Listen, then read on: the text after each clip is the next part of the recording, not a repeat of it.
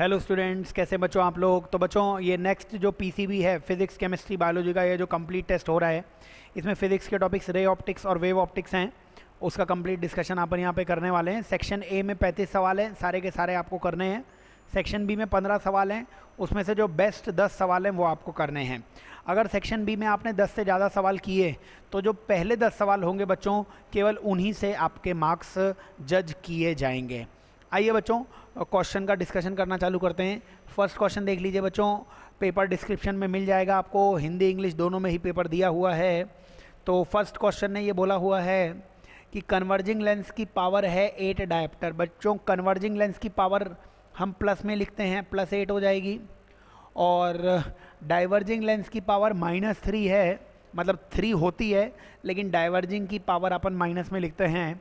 तो total power यहाँ पे कितनी हो जाएगी बच्चों, 5 डायोप्टर, यानी फर्स्ट क्वेश्चन का आंसर फर्स्ट आ जाएगा। ठीक है, साइन कन्वेंशन याद होना चाहिए, कन्वर्जिंग पावर।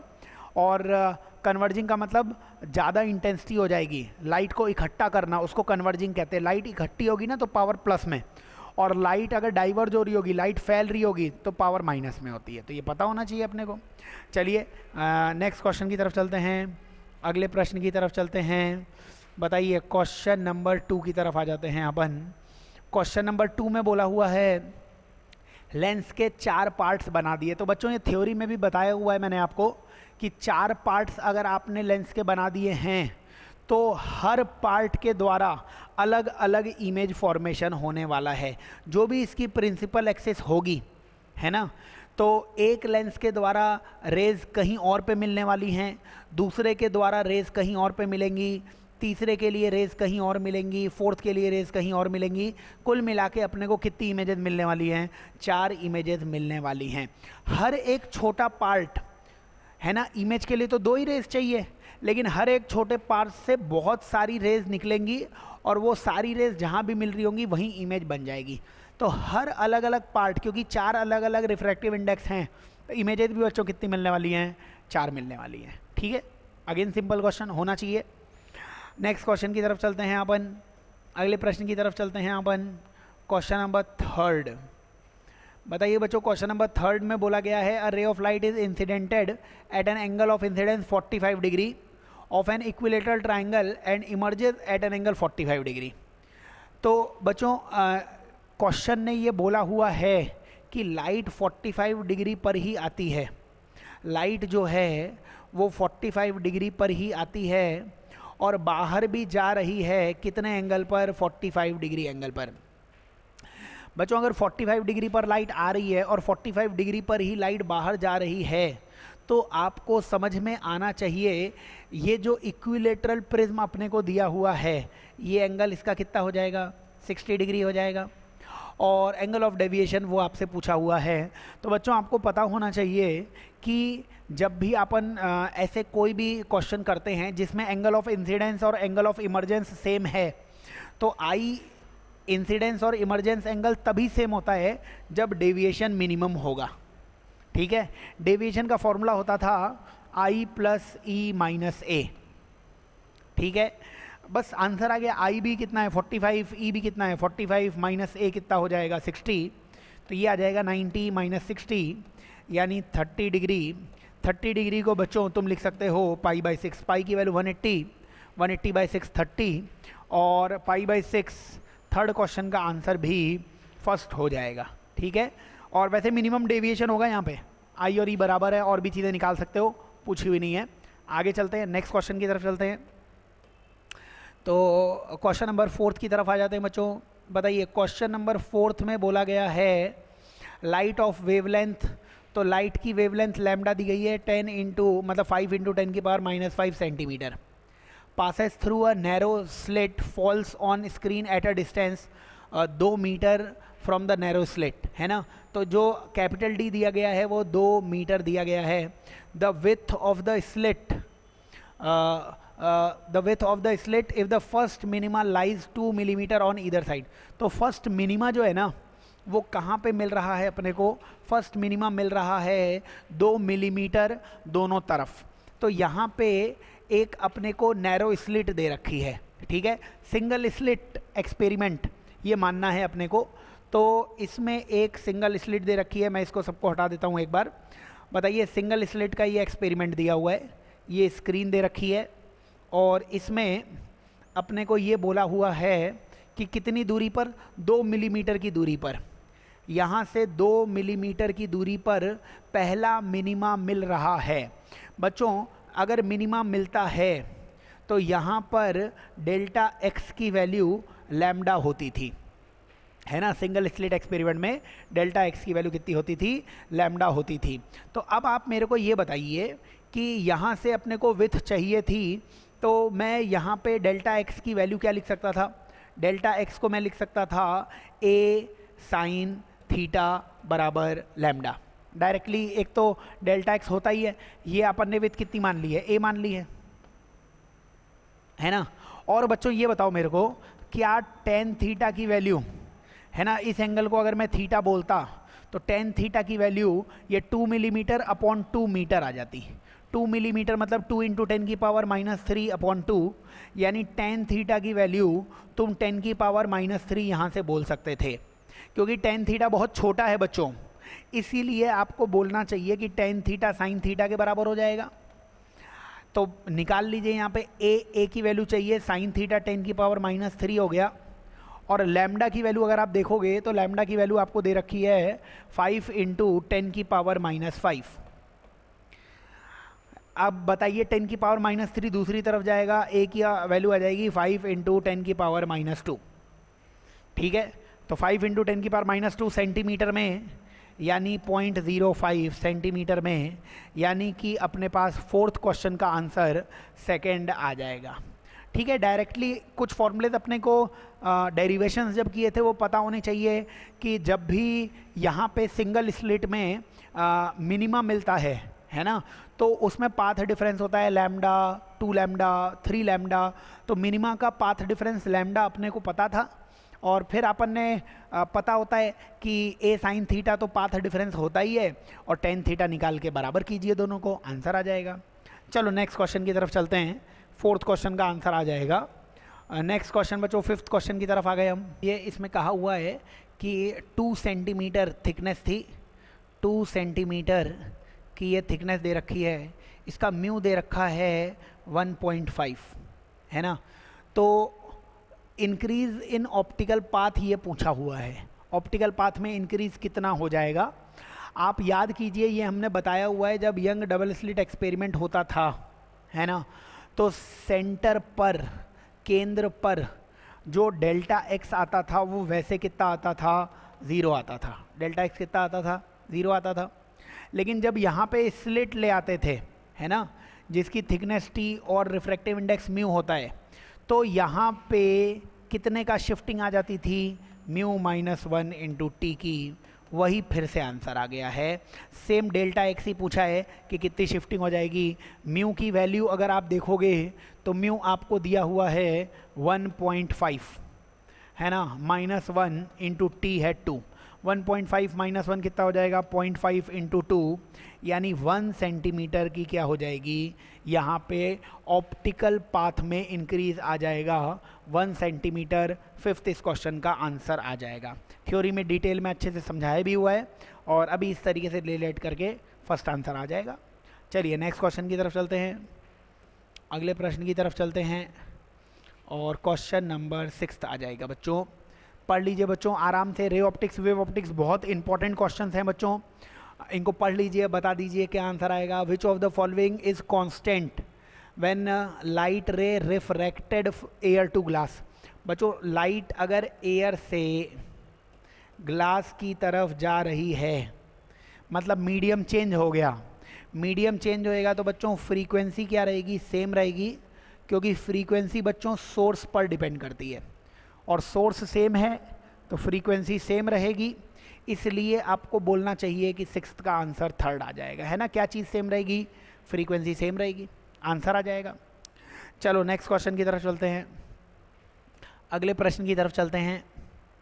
7th क्वेश्चन बताओ, 7th क्वेश्चन में बोला हुआ है प्लेनो कॉन्वेक्स लेंस। बच्चों ये होता है प्लेनो कॉन्वेक्स लेंस, है ना, प्लेन और कॉन्वेक्स लेंस है, इसकी फोकल लेंथ 20 सेंटीमीटर दी हुई है। अच्छा, अब फोकल लेंथ का फॉर्मूला निकाल लेते हैं थोड़ा सा अपन। बताओ ये जो सरफेस है, इस सरफेस की पावर कितनी होगी? स्ट्रेट सरफेस की पावर 0 हो जाती है बच्चों। अंदर रिफ्रैक्टिव इंडेक्स म्यू है। बच्चों याद रखना है, जब भी गड्ढे के अंदर ज़्यादा रिफ्रैक्टिव इंडेक्स होता है तो हमेशा कन्वर्जिंग पावर आती है, मतलब प्लस में पावर आती है।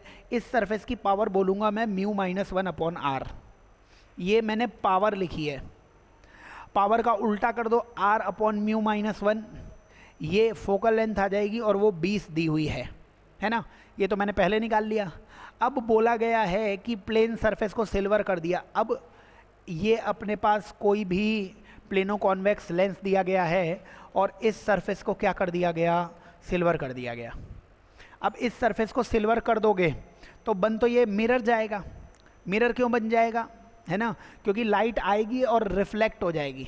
यहाँ पे लाइट रिफ्रैक्ट होती थी, वहाँ पे रिफ्लेक्ट हो जाएगी। इसका मतलब ये बताइए, यहाँ से एक बार लाइट आएगी, है ना, फिर इससे टकराएगी और फिर इधर जाएगी। प्रोसेस कौन कौन से हुए? यहाँ पे एक बार रिफ्रैक्शन हुआ है, तो इस सरफेस की एक बार पावर कितनी होगी? Mu minus 1/r। ठीक है, ये स्ट्रेट सरफेस है और स्ट्रेट सरफेस की तो कोई पावर होती नहीं है। वापस से जब लाइट जाएगी तो वापस से इसकी पावर की ज़रूरत पड़ेगी, म्यू माइनस 1r। तो टोटल इस सिस्टम की पावर कितनी हो गई? Mu minus 1/r into 2। ये टोटल पावर हो गई। तो बताइए पावर का उल्टा, नई फोकल लेंथ कितनी हो जाएगी? इसका उल्टा कर दीजिए, मतलब r/2 times mu minus 1।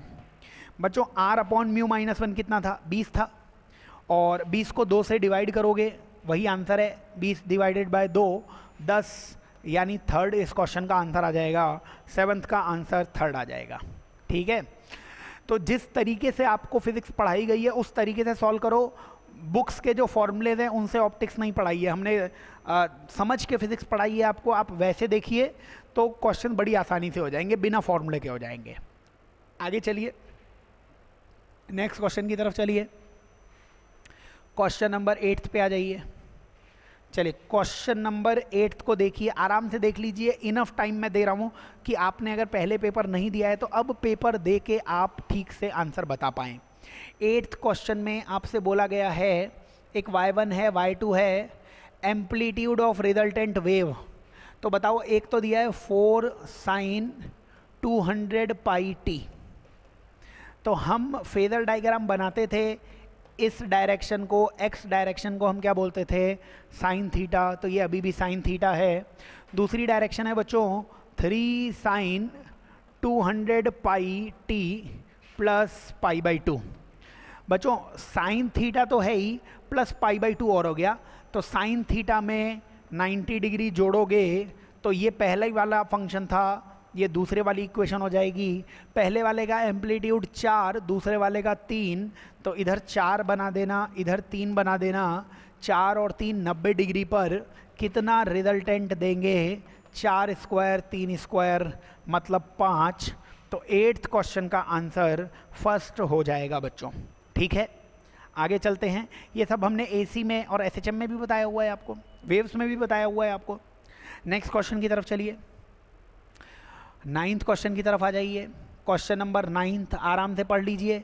Intensity मतलब YDSC का क्वेश्चन दिख रहा है मेरे को, तो क्या आंसर आना चाहिए इसका? पढ़िए, 2 coherent sources of intensity I and 4I are superimposed, then difference between maxima and minima at interference pattern is. बच्चों मैक्सिमम इंटेंसिटी होती है √I1 प्लस √I2 का होल स्क्वायर, है ना, और मिनिमम होती है √I1 माइनस √I2 का होल स्क्वायर। तो कितनी हो जाएगी मैक्सिमम? √I प्लस, है ना, I की जगह √I, और रूट के अंदर 4I लिखोगे तो 2 √I आ जाएगा, इसका स्क्वायर। ये कितना हो गया? 2 और 1 3, इसका स्क्वायर करोगे तो 9I, है ना। ऐसे ही यहाँ पे क्या आ जाएगा? √I माइनस 2 √I, तो इसमें आएगा √I का स्क्वायर I हो जाएगा बच्चों। तो एक है 9I, एक है I, और 9I माइनस I करोगे, 9th का आंसर आएगा सेकंड, यानी कि 8I इसका आंसर आ जाएगा। ठीक है, चलिए नेक्स्ट क्वेश्चन की तरफ चलते हैं। अगले प्रश्न की तरफ चलते हैं। क्वेश्चन नंबर 10 की तरफ आ जाते हैं। क्वेश्चन नंबर 10 में बताइए क्या बोला हुआ है। If a convex mirror of focal length, तो कॉन्वेक्स मिरर बना लीजिए। ये एक कॉन्वेक्स बोला हुआ है, तो एक यहाँ पे बना लीजिए कॉन्वेक्स मिरर। चलिए ये आ गया एक कॉन्वेक्स मिरर जिसकी फोकल लेंथ दे रखी है बच्चों आपको 30 सेंटीमीटर, ठीक है। और इस मिरर को हमने एक नए रिफ्रैक्टिव इंडेक्स 1.5 में डाला है, तो नई फोकल लेंथ कितनी हो जाएगी ये आपसे पूछा गया है, ठीक है। तो बच्चों ये बताइए मिरर की जो फोकल लेंथ होती है, मिरर की फोकल लेंथ, इसीलिए मैं वापस से क्वेश्चन पढ़ रहा था। मिरर की फोकल लेंथ वो हमेशा सेम रहती है, मीडियम पे डिपेंड नहीं करती है। लेंस की फोकल लेंथ डिपेंड करती है मीडियम पे। तो मिरर है, मिरर की फोकल लेंथ हमेशा कितनी रहती है r/2, यानी पहले 30 थी, बाद में भी 30 रहेगी। 10th क्वेश्चन का आंसर 3rd आ जाएगा, है ना। याद रखना वो जो लेंस मेकर फॉर्मूला था, लेंस को अगर आप मीडियम में रखते हो तब उसकी फोकल लेंथ चेंज होती है। मिरर की फोकल लेंथ हमेशा सेम रहती है, मीडियम पे डिपेंड नहीं करती है, ठीक है। चलो नेक्स्ट क्वेश्चन की तरफ चलते हैं, अगले प्रश्न की तरफ चलते हैं। क्वेश्चन नंबर 11 पे आ गए। तो बोला गया है रिजॉल्विंग पावर ऑफ माइक्रोस्कोप। बच्चों माइक्रोस्कोप की रिजॉल्विंग पावर की बात की गई है ना। एक बच्चों यहाँ पे होता था लिमिट ऑफ रेजोल्यूशन, है ना। लिमिट ऑफ रेजोल्यूशन होता था, मतलब विभेदन की सीमा होती थी, जिसको हम थीटा कहते थे। और रिजॉल्विंग पावर इसके इन्वर्सली प्रोपोर्शनल होती थी, है ना। जो विभेदन क्षमता होती थी वो इसके व्युत्क्रमानुपाती होती थी, वो इसके इन्वर्सली प्रोपोर्शनल होती थी। पहले तो ये आपको याद होना चाहिए, है ना। जितना छोटे से छोटा आप देख सकते हो, एंगल जितना छोटे से छोटा, मतलब रिजॉल्विंग पावर, विभेदन क्षमता उतनी अच्छी है आपकी, तो ऐसे याद कर सकते हो आप। अच्छा, अब टेलीस्कोप के लिए थीटा का फॉर्मूला आता था 1.22 λ/a। ये फॉर्मूला बच्चों किसके लिए था? टेलीस्कोप के लिए भी था, और प्यारी आंखों के लिए, आइज़ के लिए भी ये होता है। और ज्ञान दे दूं मैं तो, आंखों के लिए अगर ये वैल्यूज़ नहीं दे रखी हो आपको, तो फिर आप 1 मिनट, आंखें 1 मिनट से छोटा एंगल होगा उनको मानेंगे कि एक ही ऑब्जेक्ट है। चलिए ये तो टेलीस्कोप की बात थी। और अगर हम एक ही बात करें तो ये कोई लेंस है ना। अब इस लेंस में जो इसका अपर्चर होता था वो ए होता था बच्चों, इसका अपर्चर ए होता था। और अगर हम यहाँ पे ये आधी डिस्टेंस बोलें तो ये कितना हो जाएगा a/2। यहाँ पे कोई ऑब्जेक्ट रखा हुआ है, ये दूरी कितनी हो जाएगी u, और मैं यहाँ से कुछ एंगल बनाता, ये एंगल आपके पास आ जाता थीटा। तो बताइए मेरे को, क्या मैं यहाँ से आपको बोलता कि tan थीटा की वैल्यू a/2 और u, है ना।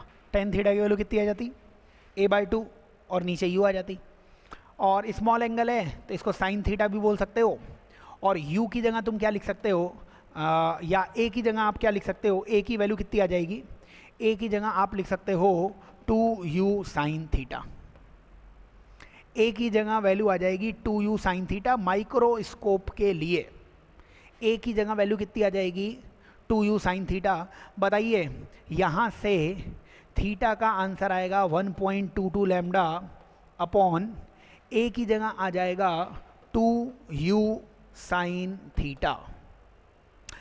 बच्चों ये जो थीटा एंगल यहाँ पे आ रहा है, इस थीटा एंगल को आप ऐसे समझिए, ये थीटा एंगल कौन सा होता था कि मेरे को अगर थोड़ी सी जगह मिल जाए, ये यहाँ पे एक तो अपन ने एंगल थीटा लिया ही है क्योंकि यूजुअल मीनिंग्स में जो थीटा होता है वो बताया जा रहा है। दूसरी बात, थीटा इस तरीके से समझिए आप, मैं यहाँ पे इसको चलो हटा देता हूँ, ये भी जो भी यहाँ पे लिखा हुआ है, ताकि अपने को थोड़ी सी जगह मिल जाए। इस फॉर्मूले को किसको हटाऊँ मैं, चलिए इसको हटा देता हूँ एक बार, और यहाँ पे बता देता हूँ आपको। बताइए इसमें यहाँ पे ना हम इस तरीके से माइक्रोस्कोप का लेंस बनाते थे, और यहाँ पे कोई ऑब्जेक्ट O1 है तो उसकी इमेज इधर बनती थी I1, और अगर ऑब्जेक्ट हम थोड़ा सा इधर ऊपर ले जाते O2 तो इसकी इमेज इधर बनती थी I2। यही एंगल बच्चों थीटा होता था। आप जैसे जैसे इस थीटा को कम करते जाएंगे, ये इमेज एक के पास एक आती जाएगी, एयरी डिस्क बनेगी बच्चों, यहाँ पे एयरी डिस्क। और हमने वहाँ पे बताया था अगर एक डिस्क दूसरी डिस्क के ऊपर आ जाएगी तो बच्चों हो सकता है आप उसका विभेदन रिजोल्यूशन नहीं कर पाएँ, है ना। ये डिस्टेंस h होती थी और माइक्रोस्कोप के केस में लीनियर आती थी, ये लिमिट ऑफ रेजोल्यूशन रेखीय आती थी और वो h ही आती थी कि वो सबसे छोटी दूरी जो हम अलग अलग देख पाएँ। तो बताइए यहाँ से tan थीटा की वैल्यू, ये नीचे u आ जाएगा, क्या वो h/u आती थी? तो क्या थीटा की वैल्यू भी तुम h/u लिख सकते थे? तो देखो इस फॉर्मूले में अपन एक दूसरे पेन का इस्तेमाल कर लेते हैं, सुंदर कलर का इस्तेमाल कर लेते हैं। बताइए इस फॉर्मूले में थीटा की जगह लिख देना h/u बराबर 1.22 लैम्डा अपॉन a, और a की वैल्यू आ जाएगी 2u sine theta, 2u sine theta. ये बच्चों u से u क्या हो जाएगा, u से ये वाला u हो जाएगा कैंसल, और ये h आ रहा है हमारे पास कितना 1.22 लैम्डा अपॉन 2 साइन थीटा। बच्चों ये एयर में है, अगर हमने ऑब्जेक्ट और मिरर के बीच में कोई मीडियम रख दिया है म्यू का, तो बताइए क्या लैम्डा की वैल्यू कम हो जाती थी? दूसरे मीडियम में जाने में v भी v बाय म्यू हो जाता है, लैम्डा भी लैम्डा बाय म्यू हो जाएगा। ये बच्चों नई रेजोल्यूशन पावर आएगी, है ना। नई रेजोल्यूशन पावर नहीं, नई लिमिट ऑफ रेजोल्यूशन आएगी। ये नई लिमिट ऑफ रेजोल्यूशन आई है, इसका उल्टा कर दोगे तो आपको रिजॉल्विंग पावर मिलेगी। इसका उल्टा करने पे आंसर आ रहा है 2 mu sine theta upon 1.22 lambda, 2 mu sine theta upon 1.22 lambda, ये इसका आंसर है। नीचे 1.22 और आना चाहिए था, प्रोपोर्शनल है, कांस्टेंट है, इसलिए वो नहीं दिया गया है, ठीक है। इसीलिए 11th क्वेश्चन का आंसर फर्स्ट आ जाएगा, ठीक है। चलिए नेक्स्ट क्वेश्चन की तरफ चलते हैं। बड़ा डिटेल में ये आपको क्लासेस में बताया गया है।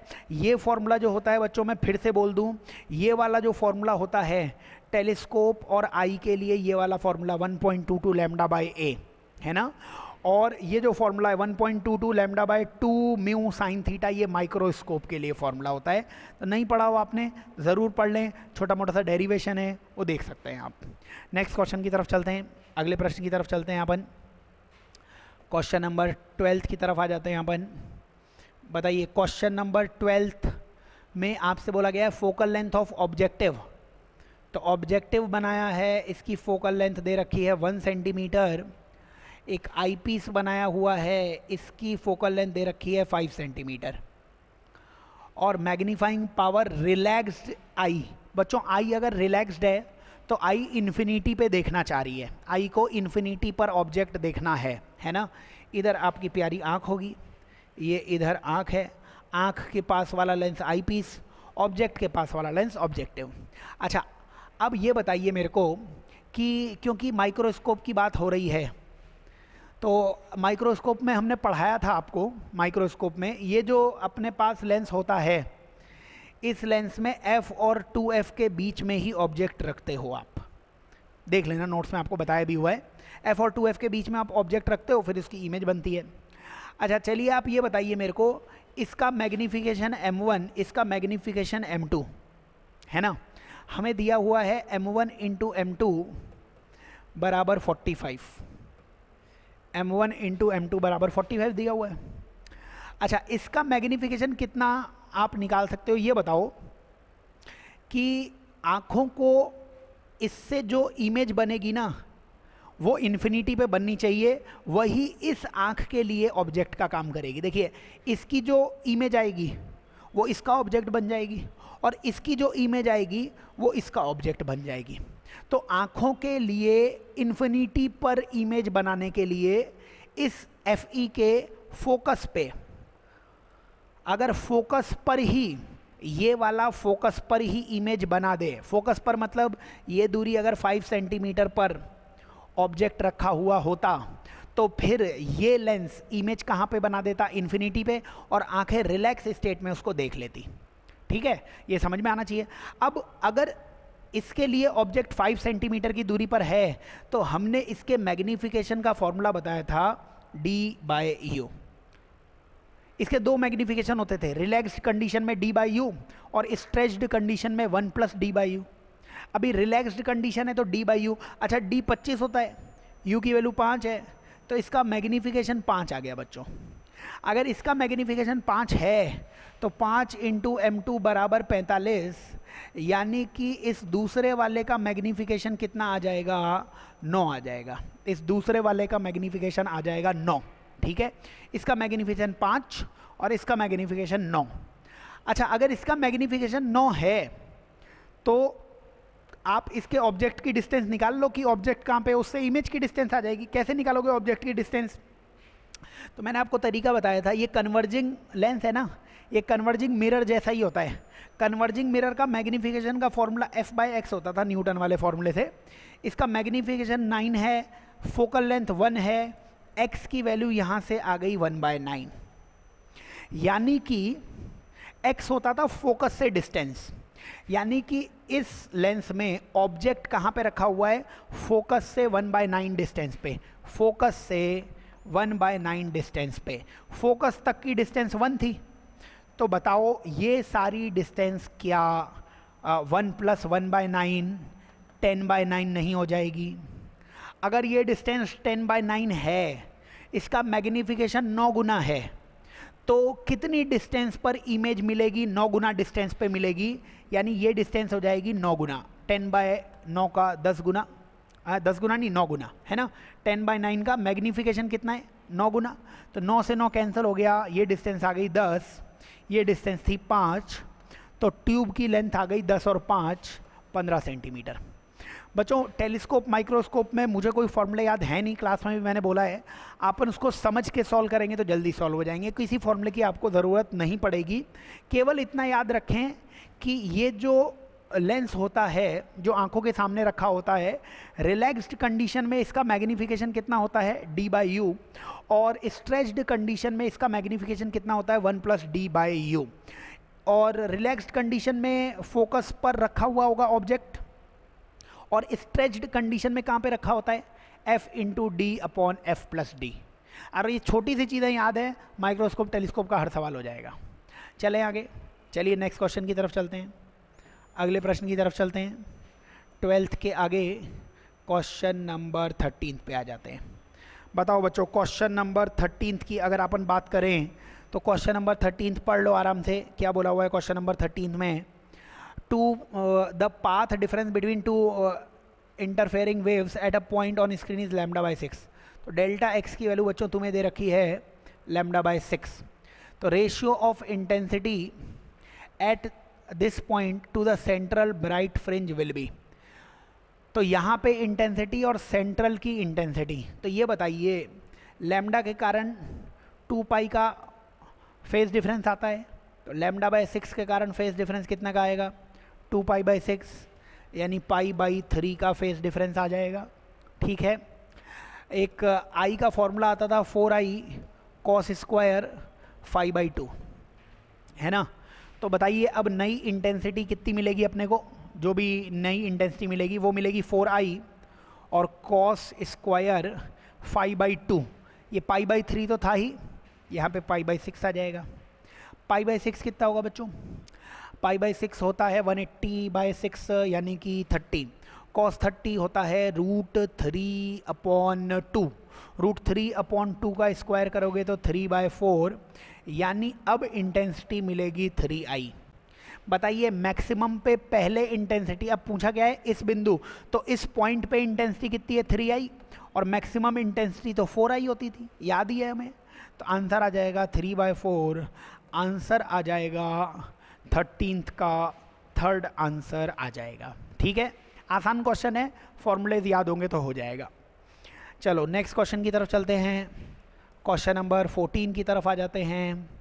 बोलिए बच्चों, क्वेश्चन नंबर 14 क्या बोला हुआ है? क्वेश्चन नंबर 14 में कि in a given figure an observer in air sees the bottom of a beaker which is filled with water up to height, ये हाइट दे रखी है 30 सेंटीमीटर, द डेप्थ फेल्ड। बच्चों डेप्थ कितनी इसे दिखेगी, इसे कितनी गहराई दिखेगी, वो आपसे पूछा गया है इस क्वेश्चन में। बताइए जो शिफ्टिंग होती थी, शिफ्टिंग शिफ्टिंग शिफ्टिंग शिफ्टिंग, कितने की शिफ्टिंग होती थी? शिफ्टिंग होती थी d और 1 माइनस 1/4/3। बताइए 30 और ये 1 माइनस 3/4 आ जाएगा और ये आ जाएगा अपने पास 30 और अपॉन 4, 30/4 यानी 7.5 सेंटीमीटर की शिफ्टिंग हो जाएगी। तो ये 7.5 सेंटीमीटर ऊपर आ जाएगा बच्चों। अगर ये 7.5 सेंटीमीटर ऊपर आ गया तो कितनी गहराई दिखेगी? 22.5 सेंटीमीटर की गहराई दिखेगी, यानी कि 14th का आंसर 3rd आ जाएगा। यही इसका आंसर है। डायरेक्टली ये शिफ्टिंग का फॉर्मूला है, शिफ्टिंग कर दीजिए। या अपेरेंट डेप्थ, डी अपेरेंट का फॉर्मूला होता था d/μ, तो d था 30। अच्छा म्यू क्या होता था? म्यू का मतलब होता था कि लाइट कहाँ से कहाँ जा रही है। तो लाइट इस वाटर से इस ऑब्जर्वर की तरफ जाएगी, तो 4/3 है ना, अपॉन 1 आ जाएगा। तो यहाँ से ये कितना आ जाएगा? ये आ जाएगा अपने पास 90/4। 90/4 की डायरेक्टली वैल्यू कितनी आ जाएगी? 22.5। तो अपेरेंट डेप्थ का डायरेक्टली फॉर्मूला भी लगा सकते थे, तो तब भी आंसर आ जाता। शिफ्टिंग से भी निकाल सकते थे, तब भी सेम आंसर आता। ठीक है, चलो नेक्स्ट क्वेश्चन की तरफ चलो, अगले प्रश्न की तरफ चलो। क्वेश्चन नंबर 15 पे आ जाओ। बताओ क्वेश्चन नंबर 15 में क्या बोला हुआ है? Figure shows a plane mirror on which light ray is incidented if the incidented ray is turned bye 5 degree. बच्चों इंसिडेंटेड रे को 5 डिग्री घुमाते हैं तो रिफ्लेक्टेड रे भी 5 डिग्री घूमती है, लेकिन अपोजिट डायरेक्शन में, पता होना चाहिए है ना। तो अगर हमने इसे 5 डिग्री घुमाया है, किधर घुमाया है, इसको मैं क्लॉकवाइज मान लूँ, तो ये जो रिफ्लेक्टेड रे थी, ये रिफ्लेक्टेड रे 5 डिग्री घूमी होगी अपोजिट डायरेक्शन में एंटी क्लॉकवाइज, क्योंकि ये 5 डिग्री क्लॉकवाइज दिख रहा है। तो रिफ्लेक्टेड रे कितना घूमी होगी? रिफ्लेक्टेड रे घूमी होगी 5 डिग्री एंटी क्लॉकवाइज। और मिरर को 15 डिग्री घुमाया है तो बच्चों सेम डायरेक्शन में 2 थीटा घूम जाती थी रिफ्लेक्टेड। तो 15 डिग्री को आपने घुमाया है किधर? क्लॉकवाइज। तो +2 × 15 क्लॉकवाइज जोड़ना पड़ेगा इसमें। याद रखना है इंसिडेंट रे को घुमाने पे रिफ्लेक्टेड रे अपोजिट डायरेक्शन में घूमेगी, इधर घूमेगी, और मिरर को घुमाने में सेम डायरेक्शन में डबल घूमेगी। अब ये आंसर आ गया अपने पास। ये 5 तो एंटी क्लॉकवाइज का आंसर है और 30 क्लॉकवाइज का आंसर है। तो 30 - 5 यानी 25। टोटल कितना घूम जाएगी? 25 घूम जाएगी। 15 का फर्स्ट आंसर आ जाएगा। 25 किस डायरेक्शन में घूमेगी? क्लॉकवाइज घूमेगी। अगर यहाँ पे 2 25 आंसर होते तो क्लॉकवाइज एंटी क्लॉकवाइज भी लिखा हुआ होता। ठीक है, चलिए नेक्स्ट क्वेश्चन की तरफ चलिए, अगले प्रश्न की तरफ चलिए। क्वेश्चन नंबर 16 में बोला है a man is of height 170 metre. तो एक 170 मीटर का आदमी है। To see his full image the minimum vertical length of plane mirror. बच्चों 170 का है तो इसको मिनिमम कितना मिरर चाहिए होगा? हाफ, इसकी हाइट का हाफ चाहिए होगा। 170/2 यानी कितना चाहिए होगा? 85 सेंटीमीटर का मिरर चाहिए होगा। तो 16th का आंसर 2 आ जाएगा। याद रखना ये हाफ हाइट का जो मिरर चाहिए, इसको कहीं भी रख दोगे तो अपनी फुल इमेज नहीं दिख पाएगी इसे। याद रखना कि आधे हाइट का तो मिरर चाहिए, लेकिन वो रखा हुआ भी कहाँ होना चाहिए? आधी हाइट पर ही रखा हुआ होना चाहिए। तो 85 सेंटीमीटर ऊंचाई पर अगर 85 सेंटीमीटर का मिरर रखा होगा तब ये अपने आप को पूरा देख पाएगा। खैर हमसे तो पूछा तो था नहीं कहाँ रखना है, केवल ये पूछा था कितना मिरर रखना है, उसका आंसर 85 सेंटीमीटर आ जाएगा। कहाँ रखना होता? आधी हाइट पर रखा हुआ होना चाहिए था, पता होना चाहिए। ठीक है, चलिए 16th के आगे नेक्स्ट क्वेश्चन पे चलते हैं अपन। क्वेश्चन नंबर 17 पे आ जाते हैं अपन। क्वेश्चन नंबर 17 में बोला गया है ऑन कटिंग कॉन्वेक्स लेंस।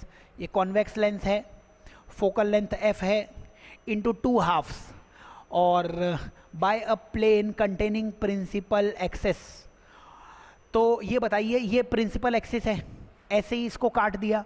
बच्चों इसको काटने से बताओ मेरे को, ये जो ऊपर पार्ट मिला, इस पार्ट में इसकी रेडियस या इसकी रिफ्रैक्टिव इंडेक्स किसी में कोई चेंज नहीं आया है, फोकल लेंथ में भी कोई चेंज नहीं आने वाला है। 17 का फोर्थ आंसर आएगा। हम फोकल लेंथ कैसे निकालते थे? हम पावर निकालते थे। पावर में म्यू आता था और रेडियस आता था, ना तो म्यू बदला है ना तो रेडियस बदला है, तो पावर नहीं बदलेगी, फोकल लेंथ भी नहीं बदलेगी, तो आंसर आ गया 17 का फोर्थ। ठीक है, चलो नेक्स्ट क्वेश्चन की तरफ चलते हैं, अगले प्रश्न की तरफ चलते हैं।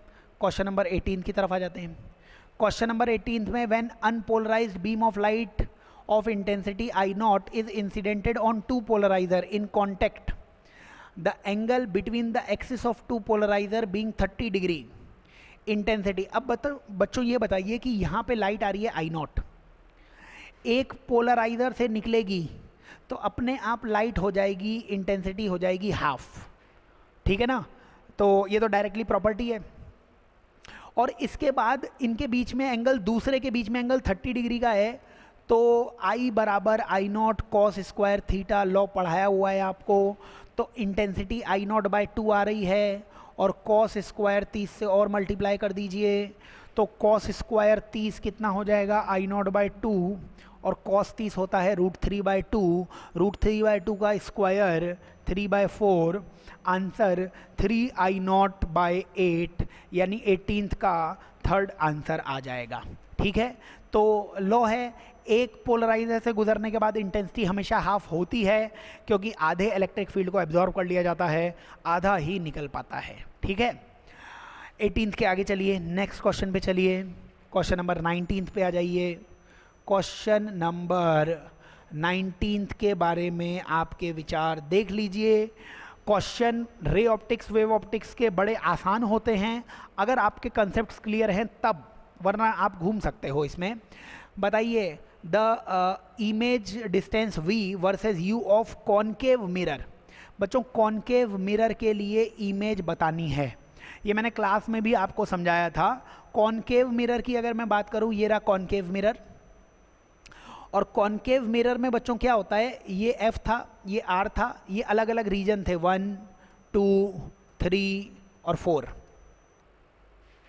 ठीक है, तो आप मेरे को ये बताइए, हमने आपको बताया था कि 1 की इमेज कहाँ पे बनती थी? 2 पे। 1 की इमेज 2 पे और 2 की इमेज 1 पे बनती थी।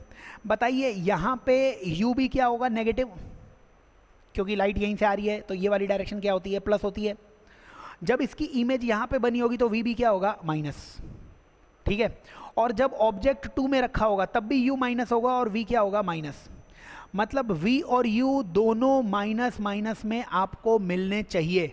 पहली बात तो जब u माइनस है तब v भी माइनस होगा, और जब v माइनस है तब u भी माइनस होगा। तो v और u के मैंने यहाँ पे बना लिए, जब ये माइनस है तो इसको भी माइनस होना पड़ेगा, जब ये माइनस है इसको भी माइनस होना पड़ेगा। तो v और u माइनस माइनस में एक तो एक पॉइंट मिल गया आपको। दूसरा बताइए, 3 की इमेज 4 में बनती थी, मतलब जब u माइनस होगा तब v प्लस हो जाएगा, u माइनस होगा तो v प्लस भी मिल जाएगा, u माइनस होगा तो v प्लस।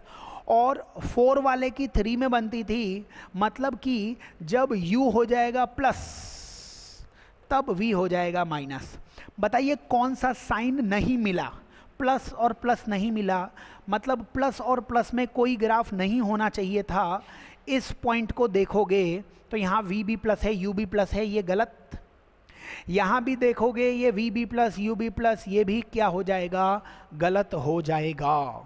ठीक है, इसके बाद आप मेरे को ये बताइए कि u और v माइनस माइनस होना चाहिए। क्या इस पॉइंट पे, इस क्वाड्रेंट में ग्राफ आना चाहिए था? बिल्कुल आना चाहिए था, क्योंकि जब v माइनस होगा तो u को भी माइनस होना चाहिए। क्योंकि यहाँ कोई ग्राफ नहीं है, ये भी ग्राफ गलत हो जाएगा, इसलिए सही आंसर आ जाएगा सेकंड। तो आप ऑप्शन से चले जाइए, आपको ग्राफ ड्रॉ करने की ज़रूरत नहीं है, क्योंकि इसमें बहुत सारे ऐसे पॉइंट्स हैं जो कि अपने को मैथ्स वाले बच्चों को अपन सिखाते हैं कि इन्फिनिटी पे टेंजेंट आएगी, एसिम्प्टोट कहते हैं उसे, तो वो सब बनाने पड़ेंगे। लेकिन आप बस पॉइंट्स देख लीजिए, उससे आंसर आ जाएगा। ठीक है, चलो नेक्स्ट क्वेश्चन की तरफ चलो।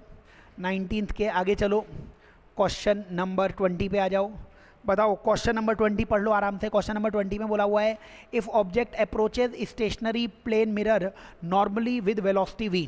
ठीक है, तो एक ये अपने पास मिरर दिया हुआ है और an object approaches stationary plane, तो यहाँ पे ऑब्जेक्ट जो है वो इसके पास आ रहा है किससे, v से।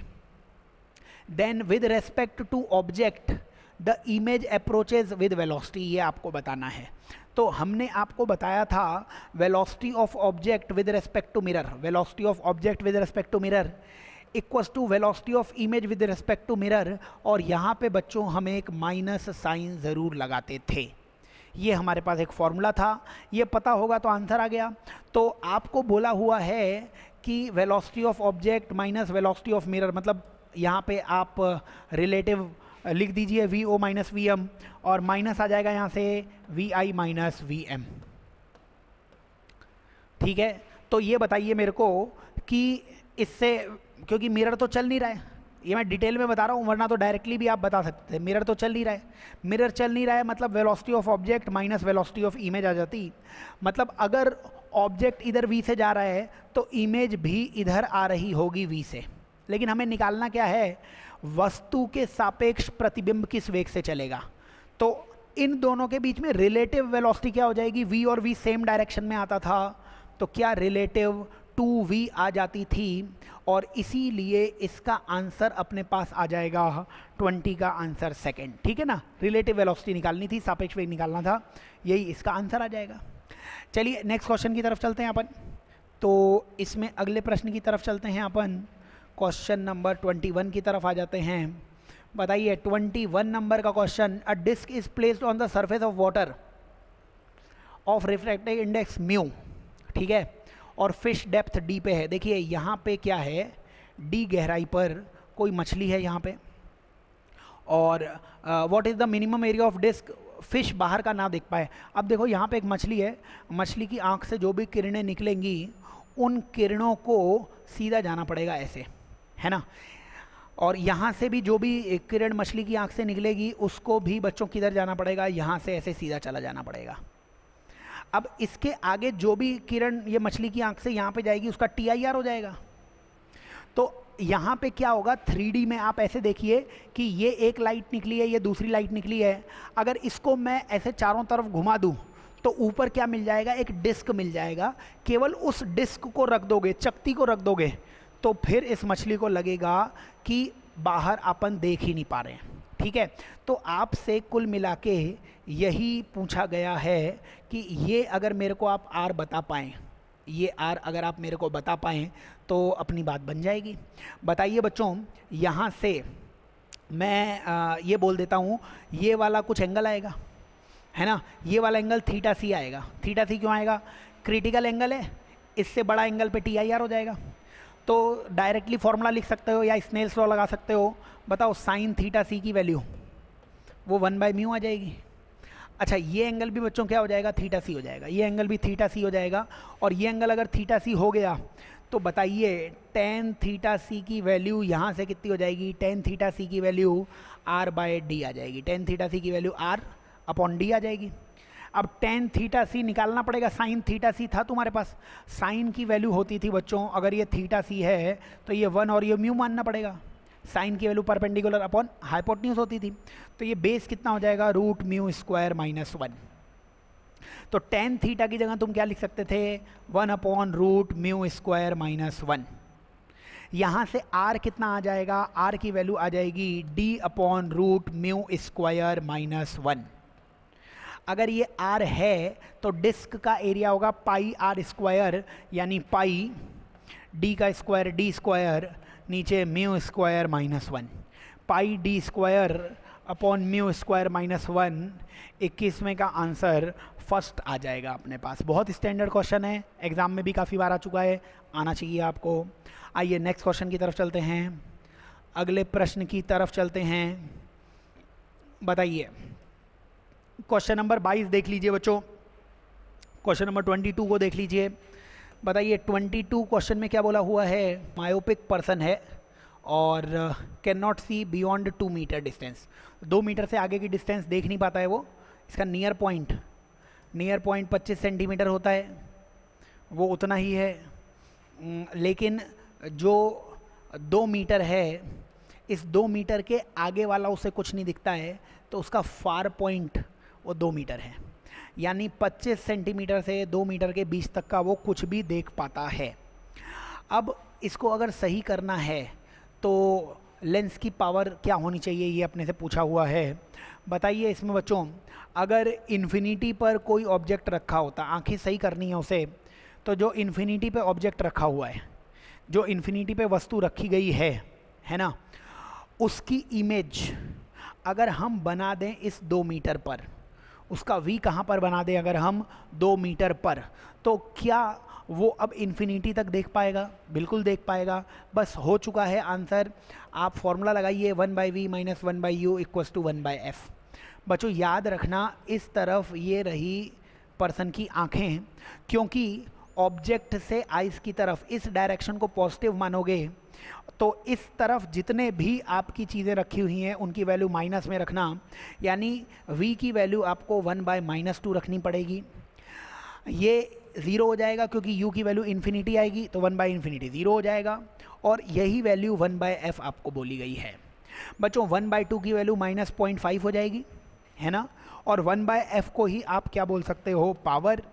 पावर का आंसर आ चुका है -0.5 डायोप्टर के बराबर। माइनस का मतलब डाइवर्जिंग लेंस का इस्तेमाल अपने को करना पड़ेगा। चले आगे नेक्स्ट क्वेश्चन की तरफ चलिए। क्वेश्चन नंबर 23 पर आ जाइए बच्चों। बताइए 23 क्वेश्चन में फ्रेनहोफर डिफ्रैक्शन, सिंगल स्लिट के डिफ्रैक्शन की बात की जा रही है। Size of aperture is D, size of aperture D है, वेवलेंथ लैम्डा है, डिस्टेंस डी है, तो सेंट्रल मैक्सिमा की विथ आपसे पूछी गई है। बच्चों सेंट्रल मैक्सिमा की जो विथ होती है, सेंट्रल मैक्सिमा क्या होता है कि फर्स्ट मिनिमा, यहाँ पर भी पाथ डिफरेंस कितना होगा? लैम्डा। यहाँ पर भी पाथ डिफरेंस कितना होगा? लैम्डा। वैसे तो बच्चों को ये डायरेक्टली फॉर्मूला याद रहता है, बट मैं छोटा सा डेरिवेशन कर देता हूँ। आप क्या कीजिए, ये डिस्टेंस बच्चों मान लीजिए y, तो क्या tan थीटा की वैल्यू y/d बोली जा सकती है? बिल्कुल, tan थीटा की वैल्यू y/d बोली जा सकती है। और क्या a sin थीटा की वैल्यू लैम्डा के बराबर है? तो क्या sin थीटा की वैल्यू यहाँ से λ/a बोली जा सकती है? बिल्कुल बोली जा सकती है। sin थीटा tan थीटा बराबर, तो y/d की वैल्यू बच्चों λ/a, y की वैल्यू λD/a। तो बच्चों ये दूरी आ जाएगी λD/a, ये नीचे वाली दूरी भी उतनी आएगी λD/A। इनको ऐड करने से 2λD A, अब कैपिटल E को उसने D बोला है, तो 2λD/d, तो इसमें का आंसर वो अपने पास दूसरा आ जाएगा। ठीक है, नेक्स्ट क्वेश्चन की तरफ चलते हैं, और ये बहुत स्टैंडर्ड क्वेश्चन है, इसको याद ही कर लो इस फॉर्मूले को, है ना। नेक्स्ट क्वेश्चन की तरफ चलते हैं, क्वेश्चन नंबर 24 की तरफ चलते हैं। बताइए बच्चों क्वेश्चन नंबर 24 में क्या बोला हुआ है? 24 में बोला हुआ है एस्ट्रोनॉमिकल टेलीस्कोप है। बच्चों टेलीस्कोप दूर की चीज़ों को देखने में काम आएगा। ये एक ऑब्जेक्टिव लेंस यहाँ पे FO का मान लो, और यहाँ आई पीस उसकी फोकल लेंथ FE मान लो, और D की वैल्यू 25 सेंटीमीटर दे रखी है अपने को। मैक्सिमम मैग्नीफिकेशन चाहिए अपने को। बच्चों इन्फिनिटी से कुछ नहीं बोला गया है, तो इन्फिनिटी से रेज आ रही होंगी, और इन्फिनिटी से अगर रेज आएंगी तो कहाँ पर मिलने वाली हैं? ये फोकस पर, मतलब ये डिस्टेंस तो कितनी हो जाएगी? F0 हो जाएगी। ठीक है, अब दो कंडीशंस हो सकती हैं, या तो आंखें रिलैक्स्ड कंडीशन में हो, याद करना है, अगर आंखें रिलैक्स कंडीशन में होती तो इसका मैग्नीफिकेशन होता D/u, है ना, या D/f, मैग्नीफिकेशन कितना होता? D/f। और अगर आंखें स्ट्रेच्ड कंडीशन में होती, है ना, बहुत ही इन पे जोर पड़ रहा होता, तब मैग्नीफिकेशन होता 1 + D/f। f भी कौन सा? FE। बच्चों आपको मैक्सिमम मैग्नीफिकेशन चाहिए, मैक्सिमम मैग्नीफिकेशन चाहिए, तो मैग्नीफिकेशन में आपको पता होना चाहिए कि अपन मैग्नीफिकेशन कैसे निकालते थे, इसकी लेंथ अपॉन इसकी लेंथ, यही मैग्नीफिकेशन निकालते थे अपन। इसकी लेंथ f0 अपॉन ये वाली लेंथ। अब बताओ स्ट्रेच्ड कंडीशन में, इसकी स्ट्रेच्ड कंडीशन में लेंथ कितनी होगी, वो लेंथ का फॉर्मूला था। स्ट्रेच्ड कंडीशन में ये तो मैग्नीफिकेशन था और डिस्टेंस की वैल्यू आती थी df upon d plus F, यही आती थी। यहाँ पे f की जगह fe हो जाएगा। फॉर्मूले याद कराया मैंने, पहले भी बोला था, बस ये दो फॉर्मूले याद कर लो। और टेलीस्कोप में ट्यूब लेंथ हो जाएगी f0 प्लस ये वाली डिस्टेंस, जो भी डिस्टेंस आती है, और जो मैग्नीफिकेशन होता है वो हो जाएगा ये वाली डिस्टेंस अपॉन ये वाली डिस्टेंस। तो ये वाली डिस्टेंस f0 है, ये वाली डिस्टेंस कितनी हो जाएगी, dfe अपॉन में d प्लस fe वो ऊपर आ जाएगा। बच्चों यही इसका आंसर आ जाएगा। अब देख लो आप इसमें अगर d को अंदर ले जाते हैं तो f0 अपॉन fe और 1 plus fe by D, 1 plus fe by D, तो ये आ जाएगा अपने पास थर्ड। माइनस तो आएगा ही, खैर अगर टेलीस्कोप की बात कर रहे हो तो माइनस में तो ज़रूर आंसर आने ही वाला है। ये मैक्सिमम आया है, मैक्सिमम। अगर यहीं पे आपसे मिनिमम पूछ लेता तो मिनिमम में होता क्या, मिनिमम में ये लेंथ तो अभी भी f0 ही रहती, लेकिन ये वाली डिस्टेंस रिलैक्स्ड स्टेट में fe हो जाती, तो f0 अपॉन fe माइनस में ये बच्चों मिनिमम आंसर आता कि मिनिमम मैग्नीफिकेशन कितना होता, माइनस f0 बाई fe, और मैक्सिमम कितना है वो आपको बताया ही यहाँ पे, थर्ड आंसर आ जाएगा इसका। ठीक है, चलिए आगे चलिए, नेक्स्ट क्वेश्चन की तरफ चलिए। क्वेश्चन नंबर 25 की तरफ आ जाइए। इसमें बोला हुआ है critical angle for green light, वो आपको दिया हुआ है अल्फ़ा। ठीक है, तो क्रिटिकल एंगल जब आपको पढ़ाया भी था तो TIR के वक्त, रिफ्रैक्शन के वक्त आपको ऐसे फिगर बनाया था कॉपी में कि अगर ये वाइट लाइट आती है, तो वाइट लाइट अगर आती है तो सबसे ज़्यादा डेविएशन जो होता है ना वो किसका होता है, वॉयलेट का, और फिर किसका होता है, रेड का, है ना। सबसे ज़्यादा कौन घूमती है, वॉयलेट, क्योंकि इसकी स्पीड सबसे कम रह जाती है ना, तो ज़्यादा देर तक मीडियम में रहेगी तो ज़्यादा घूम जाएगी। तो ये अपने को पता होना चाहिए। इसका मतलब अब आप ये बताते चलिए मेरे को कि इसमें सबसे पहले TIR किसका होगा, आपको समझ में आना चाहिए इसमें सबसे पहले TIR किसका होगा। आप जैसे जैसे ये एंगल बढ़ाते जाएंगे ना, ये वॉयलेट भी वैसे वैसे ऊपर आती जाएगी। सबसे पहले TIR किसका होने वाला है, वॉयलेट का। अब ये याद होना चाहिए तो क्वेश्चन हो जाएगा। तो ये मैंने विबग्योर लिख दिया यहाँ पे, ये मैंने लिखा है विबग्योर।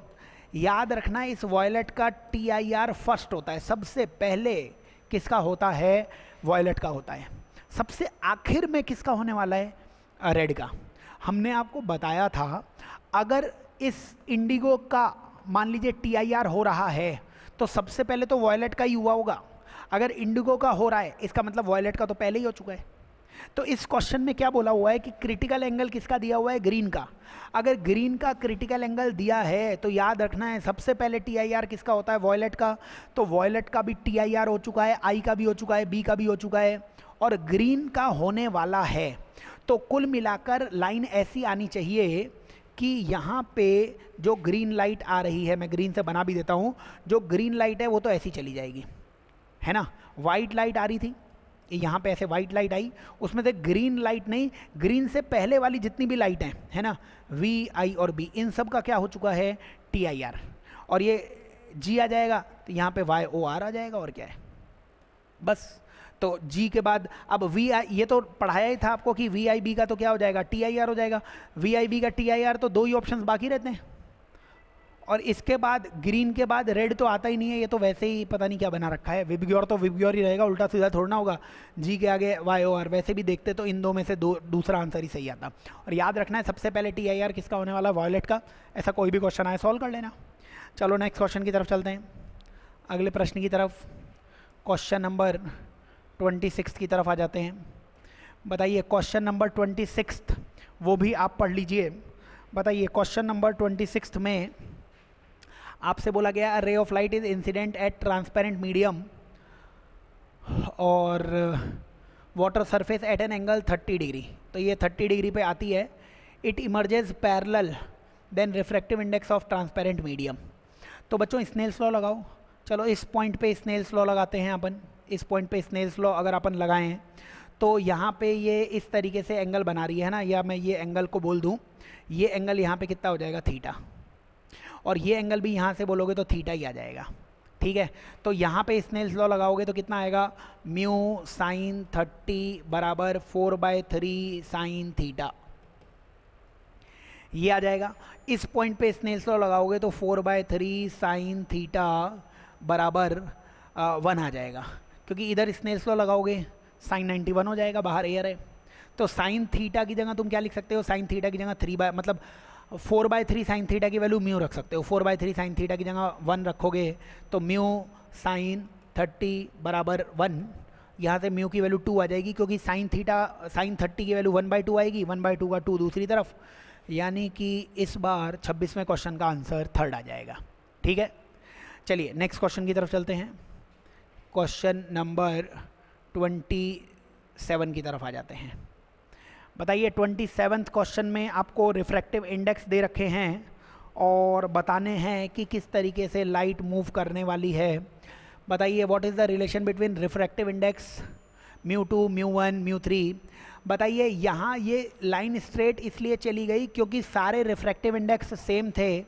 म्यू और μ1 को तो बच्चों क्या होना पड़ेगा, बराबर होना पड़ेगा। म्यू और μ1 क्या हो गए, बराबर हो गए, ठीक है।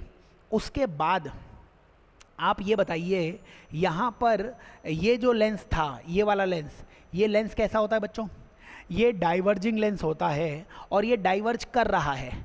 ये कैसे डाइवर्ज करने लग गया, ये डाइवर्ज इसलिए करने लग गया क्योंकि अंदर वाला म्यू वो बड़ा रहा होगा किससे, μ2 से, तभी वो डाइवर्ज कर रहा है। तो म्यू की वैल्यू μ1 थी, है ना, यहाँ से अंदर म्यू है, बाहर μ2 है, सेम नेचर, डाइवर्जिंग लेंस है और वो डाइवर्जिंग नेचर शो कर रहा है। तो वो तभी होता है जब लेंस का रिफ्रैक्टिव इंडेक्स ज़्यादा मानते हैं अपन, तो म्यू की वैल्यू ज़्यादा होगी μ2 से।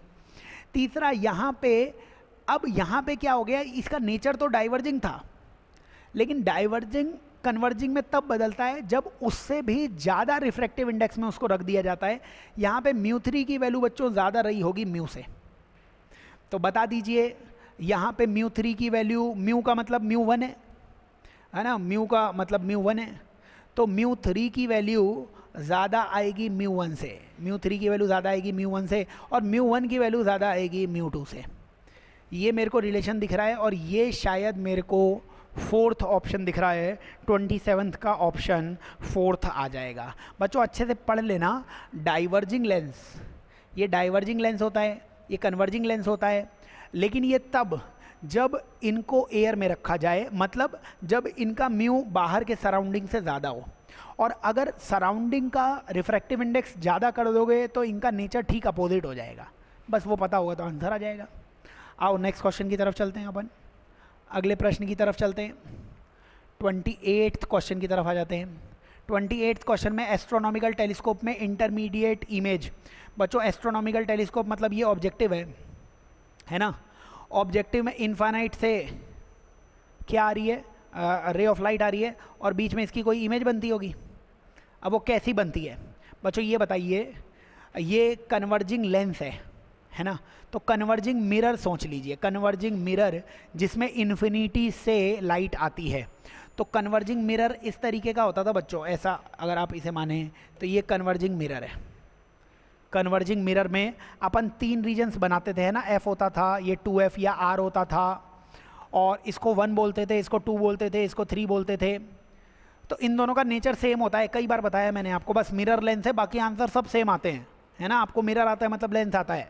तो ये बताइए इन्फिनिटी मतलब 1 में रखा है तो 1 की इमेज कहाँ पे बनती है, 2 पे, और 1 की 2 में बनती है, तो दोनों रियल होते हैं। तो यही इन्फिनिटी से जो इमेज बन रही होगी वो रियल ही बन रही होगी। लेकिन 1 से 2 में इमेज बनती थी तो छोटी बनती थी, दूर जब भी बनेगी 1 और 4 में, इसको 4 कहते थे, 1 और 4 में बड़ी बनती थी, 2 और 3 में छोटी बनती थी। तो 2 में रियल तो बनी रही है, छोटी बन रही है, मतलब इनवर्टेड बन रही है। और क्योंकि रियल की रियल बनेगी और छोटी बनेगी मतलब डिमिनिश्ड बनेगी, ये सब पढ़ाया हुआ है तुम्हें। 1 की इमेज 2 में बन रही है मतलब रियल की रियल बन रही है, और रियल की रियल बनेगी तो उल्टी ही बनेगी, तो रियल की रियल बनी इसलिए इन्वर्टेड बन गई, और छोटी तो बनी रही है, तो real inverted diminished, real inverted diminished, यानी कि 28 का आंसर 3rd आ जाएगा। ठीक है, चलो नेक्स्ट क्वेश्चन की तरफ चलो। जो ऑप्टिक्स आपको जिस तरीके से पढ़ाई गई है वैसे क्वेश्चन सॉल्व करोगे तो बड़ी आसानी से क्वेश्चन सॉल्व हो जाएंगे। नेक्स्ट क्वेश्चन की तरफ चलिए, 29th क्वेश्चन की तरफ आइए। 29th क्वेश्चन में बोला है YDSC में ऑरेंज, रेड और ग्रीन लाइट ली गई है। फ्रिंज विथ, बच्चों बीटा का फॉर्मूला होता है लैम्डा d/d, यानी कि बीटा प्रपोर्शनल आएगा लैम्डा के। तो ये होता है विबग्योर, और रेड का लैम्डा होता है मैक्सिमम, तो फ्रिंज विथ भी रेड की सबसे ज़्यादा होगी। फिर ऑरेंज आता है तो फिर ऑरेंज की होगी, और ग्रीन तो बीच में कहीं आता है तो फिर ग्रीन की आ जाएगी। 4th इस क्वेश्चन का आंसर आ जाएगा, है ना। सबसे ज़्यादा लैम्डा किसका होता है? रेड का ही होता है सबसे ज़्यादा लैम्डा, और सबसे ज़्यादा लैम्डा है तो बीटा भी सबसे ज़्यादा होगा। फिर ऑरेंज का लैम्डा होता है, ग्रीन का लैम्डा तो उससे भी कम होता है। लैम्डा सबसे कम ग्रीन का है, सबसे कम फ्रिंज विथ, फ्रिंज चौड़ाई ग्रीन की ही होने वाली है। 29 का चौथा आंसर आ जाएगा। चलो नेक्स्ट क्वेश्चन की तरफ चलते हैं, अगले प्रश्न की तरफ चलते हैं। क्वेश्चन नंबर 30 की तरफ चलते हैं। बताओ क्वेश्चन नंबर 30 देख लीजिए। 30 में बोला है कन्वर्जिंग लेंस, एक कन्वर्जिंग लेंस है अपने पास, और converging lens forms an image of an object on screen, the image is real and twice the size of object. ठीक है, तो बच्चों ये डिस्प्लेसमेंट मेथड दिख रहा है मेरे को, स्क्रीन है ना, ये स्क्रीन दिख रही है, और यहाँ पर कोई अपने पास क्या है, कन्वर्जिंग लेंस था, और आपन ने इमेज बनाई है जो दुगने साइज़ की मिल रही है। मतलब मैग्नीफिकेशन शुरुआत में कितना दिया हुआ है? 2 दिया हुआ है। फिर क्या किया है? Position of screen and object interchange leaving the lens in the original position. अब क्या किया कि यहाँ पे ऑब्जेक्ट था और यहाँ पे इमेज बन रही थी, अब इन दोनों को चेंज कर दिया। तो इन दोनों को चेंज कर दिया मतलब जो u था वो v हो गया, जो v था वो u हो गया। तो आपको बताया था ऐसे केस में मैग्नीफिकेशन रेसिप्रोकल हो जाता है, मतलब m1 m2 की वैल्यू 1 आती है, क्योंकि vu पहले मैग्नीफिकेशन अगर v/u था तो बाद में मैग्नीफिकेशन u/v हो जाएगा। तो क्या इनका प्रोडक्ट 1 आएगा, ये लिखवाया था। तो पहली बार मैग्नीफिकेशन 2 था, बाद में मैग्नीफिकेशन पता नहीं क्या हो गया, क्या मैग्नीफिकेशन बाद में 1/2 हो जाएगा। तो बाद में मैग्नीफिकेशन 30th नंबर के क्वेश्चन में 1/2 हो जाएगा। तो ट्वाइस द, अब जब न्यू इमेज बनेगी वो हाफ द ऑब्जेक्ट साइज बनेगी बच्चों, क्योंकि मैग्नीफिकेशन हाफ हो गया है। तो साइज भी हाफ, डिस्टेंस भी हाफ, बस आंसर आ गया। चलिए नेक्स्ट क्वेश्चन की तरफ चलते हैं। तो डिस्प्लेसमेंट मेथड ये पढ़ाया हुआ है, उसी से ये क्वेश्चन होने वाला है। फिर क्वेश्चन नंबर 31, ऐसा क्वेश्चन तुम्हें क्लास में भी करवाया हुआ है। क्वेश्चन नंबर 31 देख लीजिए। 31 में बोला है टेलीस्कोप में ट्यूब लेंथ 20 है, मैग्नीफिकेशन 9 है। अच्छा, अब ये किसकी बात कर रहा है? टेलीस्कोप की। बनाइए सुंदर टेलीस्कोप, ये रहा ऑब्जेक्टिव, ये रहा आईपीस, इधर रही प्यारी आँख, और मैग्नीफिकेशन बोला हुआ है 9 के बराबर। मैग्नीफिकेशन बोला हुआ है 9 के बराबर।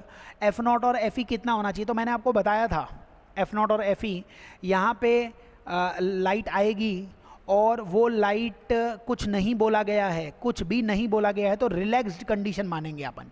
अब रिलैक्स्ड कंडीशन में क्या होगा कि F0 पर इन्फिनिटी से लाइट आई, इमेज कहाँ बनी? F0 पर।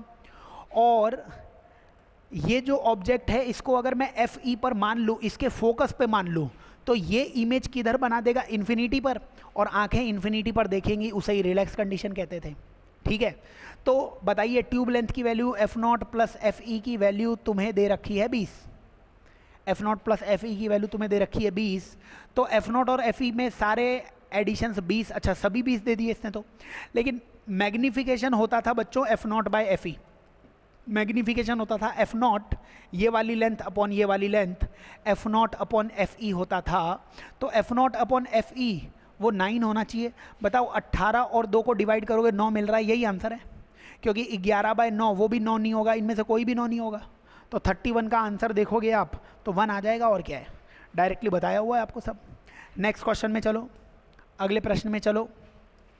32 क्वेश्चन में आ जाओ। चलिए 32 क्वेश्चन में बोला हुआ है how many images will be formed if 2 mirrors are fitted on adjacent walls and 1 mirror on roof. अब बच्चों ये बताओ, अगर 2 मिरर होते और उन दो मिरर के बीच में एंगल 90 डिग्री होता, तो फिर नंबर ऑफ इमेजेस कितनी आती? 360/90 यानी 4 - 1 यानी कि 3 इमेजेस आती। 3 इमेजेस कौन कौन सी आती? 3 इमेजेस, ये तो ऑब्जेक्ट हो जाता, ये इमेज आती I1, ये इमेज आती I2 और ये इमेज आ जाती I3, है ना। अब मान लीजिए ये 2 मिरर थे, तो 3 तो इमेज आ गई, 3 इमेज आ गई और एक ये ऑब्जेक्ट खुद है। अब ये नीचे 4 बिंदु दिख रहे हैं, ऊपर अगर आप छत पर एक मिरर लगाओगे तो इन चारों की 4 इमेज और बनेंगी। तो देखिए 4 इमेज तो ऊपर वाले जो आपके पास छत पर ग्लास है उसने बनाई 4, और 1 2 3 3 ये हैं, कुल मिलाकर 7 इमेजेस, यानी कि 32 क्वेश्चन का थर्ड आंसर आ जाएगा। ठीक है, आगे चलो, नेक्स्ट क्वेश्चन की तरफ चलो। क्वेश्चन नंबर 33 पर आ जाओ। बताइए 33 क्वेश्चन में आपसे क्या बोला गया है? 2 प्लेन्स हैं जिनको अरेंज किया गया है 90 डिग्री पर। A ray of light is incidented on horizontal mirror at an angle theta. For what theta light emerges parallel to the light emerges incoming ray after reflection from the vertical mirror. ठीक है, तो question ने बोला है theta पर light आ रही है, theta पर for what value of theta does the ray emerges parallel to the incoming ray. Parallel to the incoming ray, incoming ray के पैरेलल चली जाएगी आफ्टर रिफ्लेक्शन। तो ये बताइए कि यहाँ पर ये रे ऑफ लाइट ऐसी आ रही है, ठीक है, और ये टकराने पर इसके पैरेलल चली जानी चाहिए, ये अपने से पूछा है। क्या मैंने आपको डायरेक्टली एक शॉर्ट ट्रिक बताई थी कि अगर मिरर के बीच में एंगल 90 डिग्री है तो डेविएशन होता है 2 थीटा, 2 रिफ्लेक्शन के बाद होता है 2 थीटा।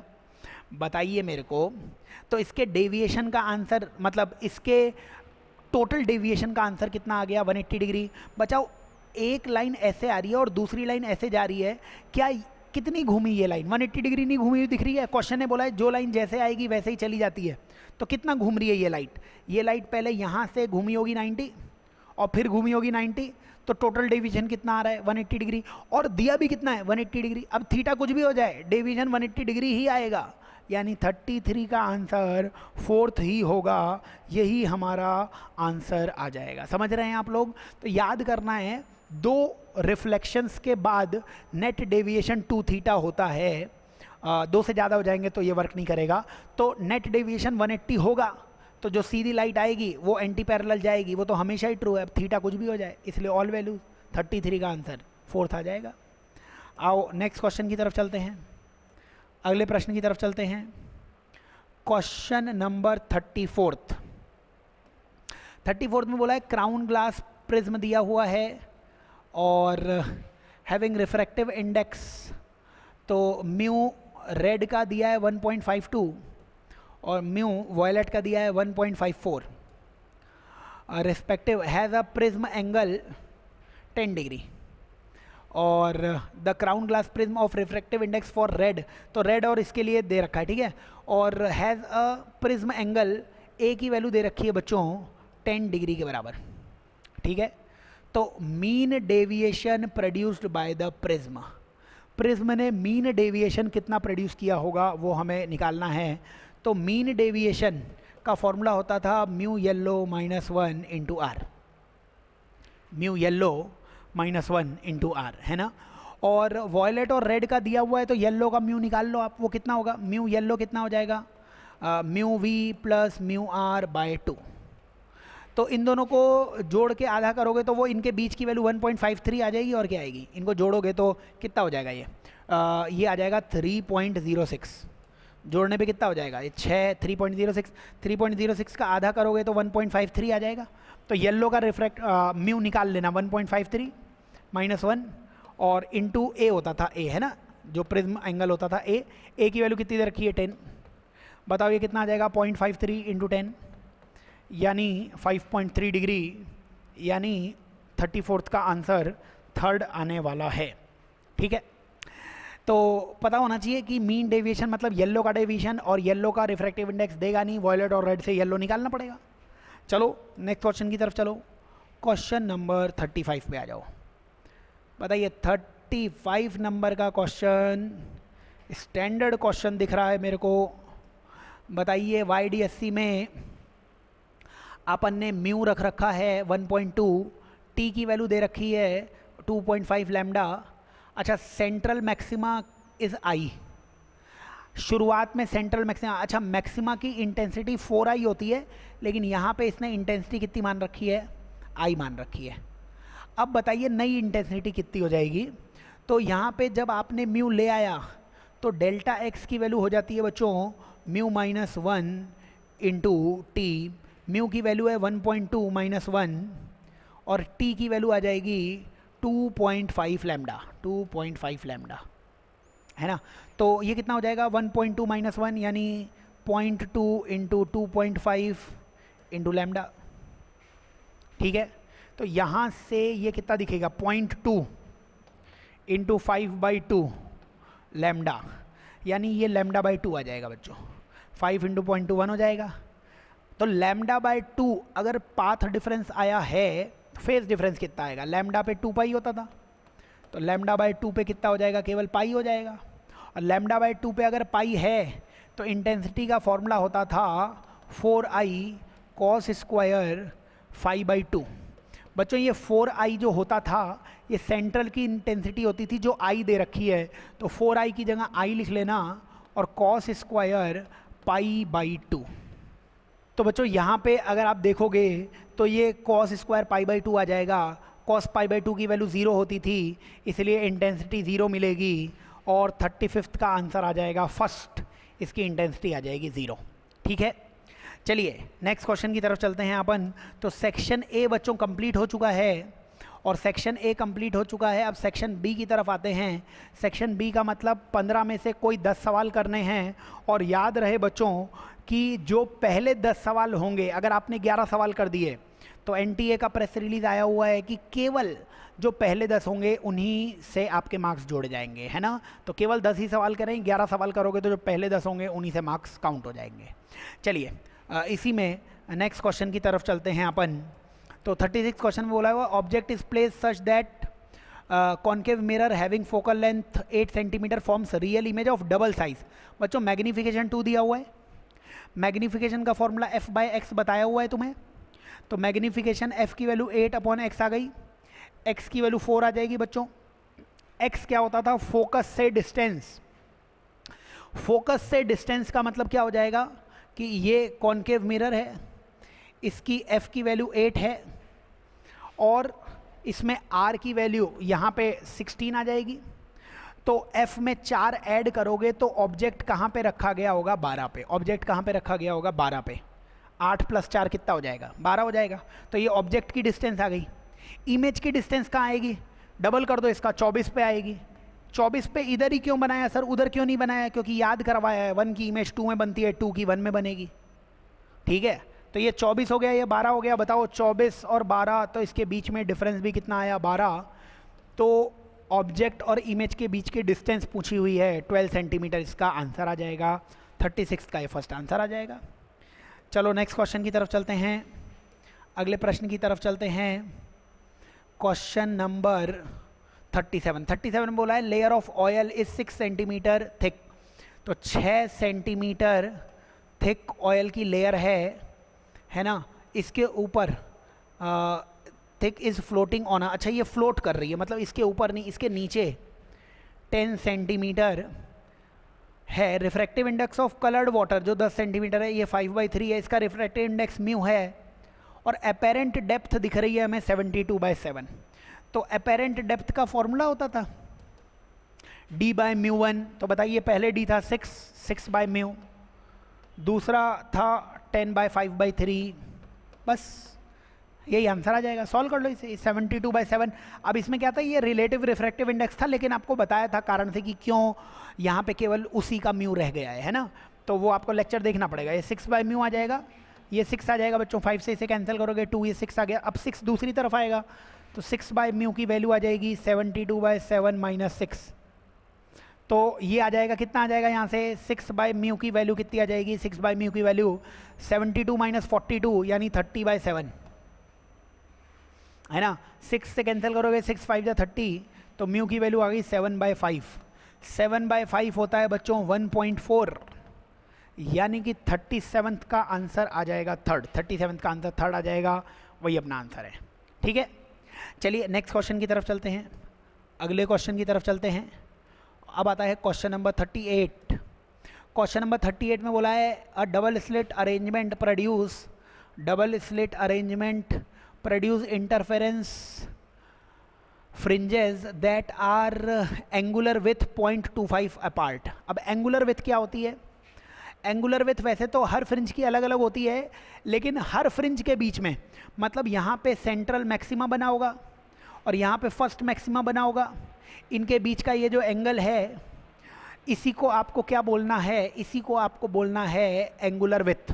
ठीक है, अच्छा ये दूरी जो है, ये दूरी बीटा के बराबर होती है, ये डी के बराबर होती है, तो ये थीटा की वैल्यू बीटा बाई डी के बराबर आ जाएगी। बीटा की वैल्यू होती थी लैम्डा कैपिटल डी, तो थीटा का फॉर्मूला ये मैंने निकाल लिया है, आपको पता होना चाहिए। अब बोला क्या है कि if angular separation is increased to 0.3 new wavelength.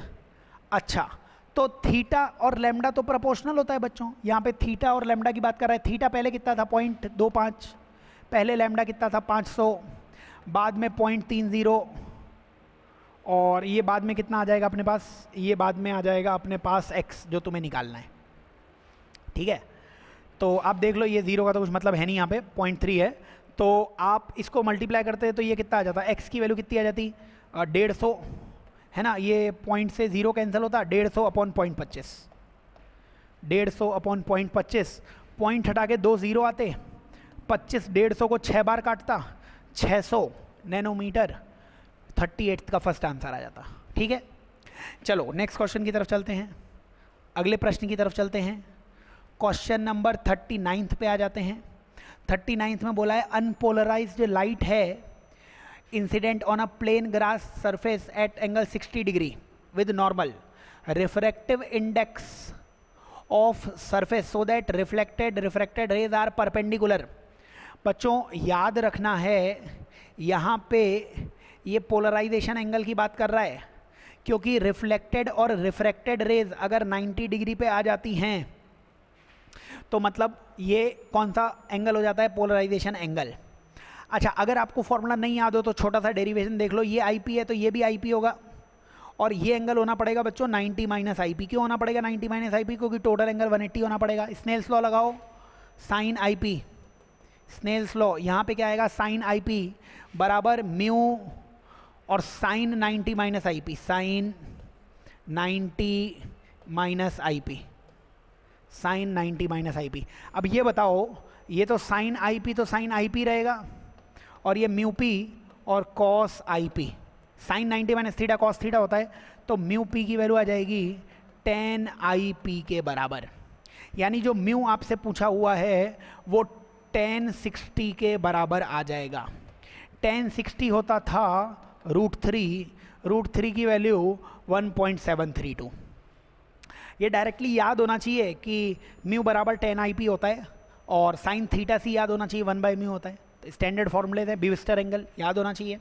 आगे चलिए नेक्स्ट क्वेश्चन की तरफ चलिए, 40 नंबर के क्वेश्चन पे आ जाइए। आपको बोला गया prism of material refractive index mu, refractive angle A, तो ये म्यू दिया गया है, ये A दिया गया है, और नॉर्मल इमरजेंस होगी, यानी कि आपको जो रे ऑफ लाइट है ना वो नॉर्मल बाहर चली जाएगी। मान लीजिए यहाँ से कुछ एंगल मान लेते हैं अपन कि रे ऑफ लाइट आ रही है ना, और वो नॉर्मल से इधर कितना एंगल बना रही है I, यही निकालना है अपने को, और वो इससे 90 डिग्री पे आ जानी चाहिए।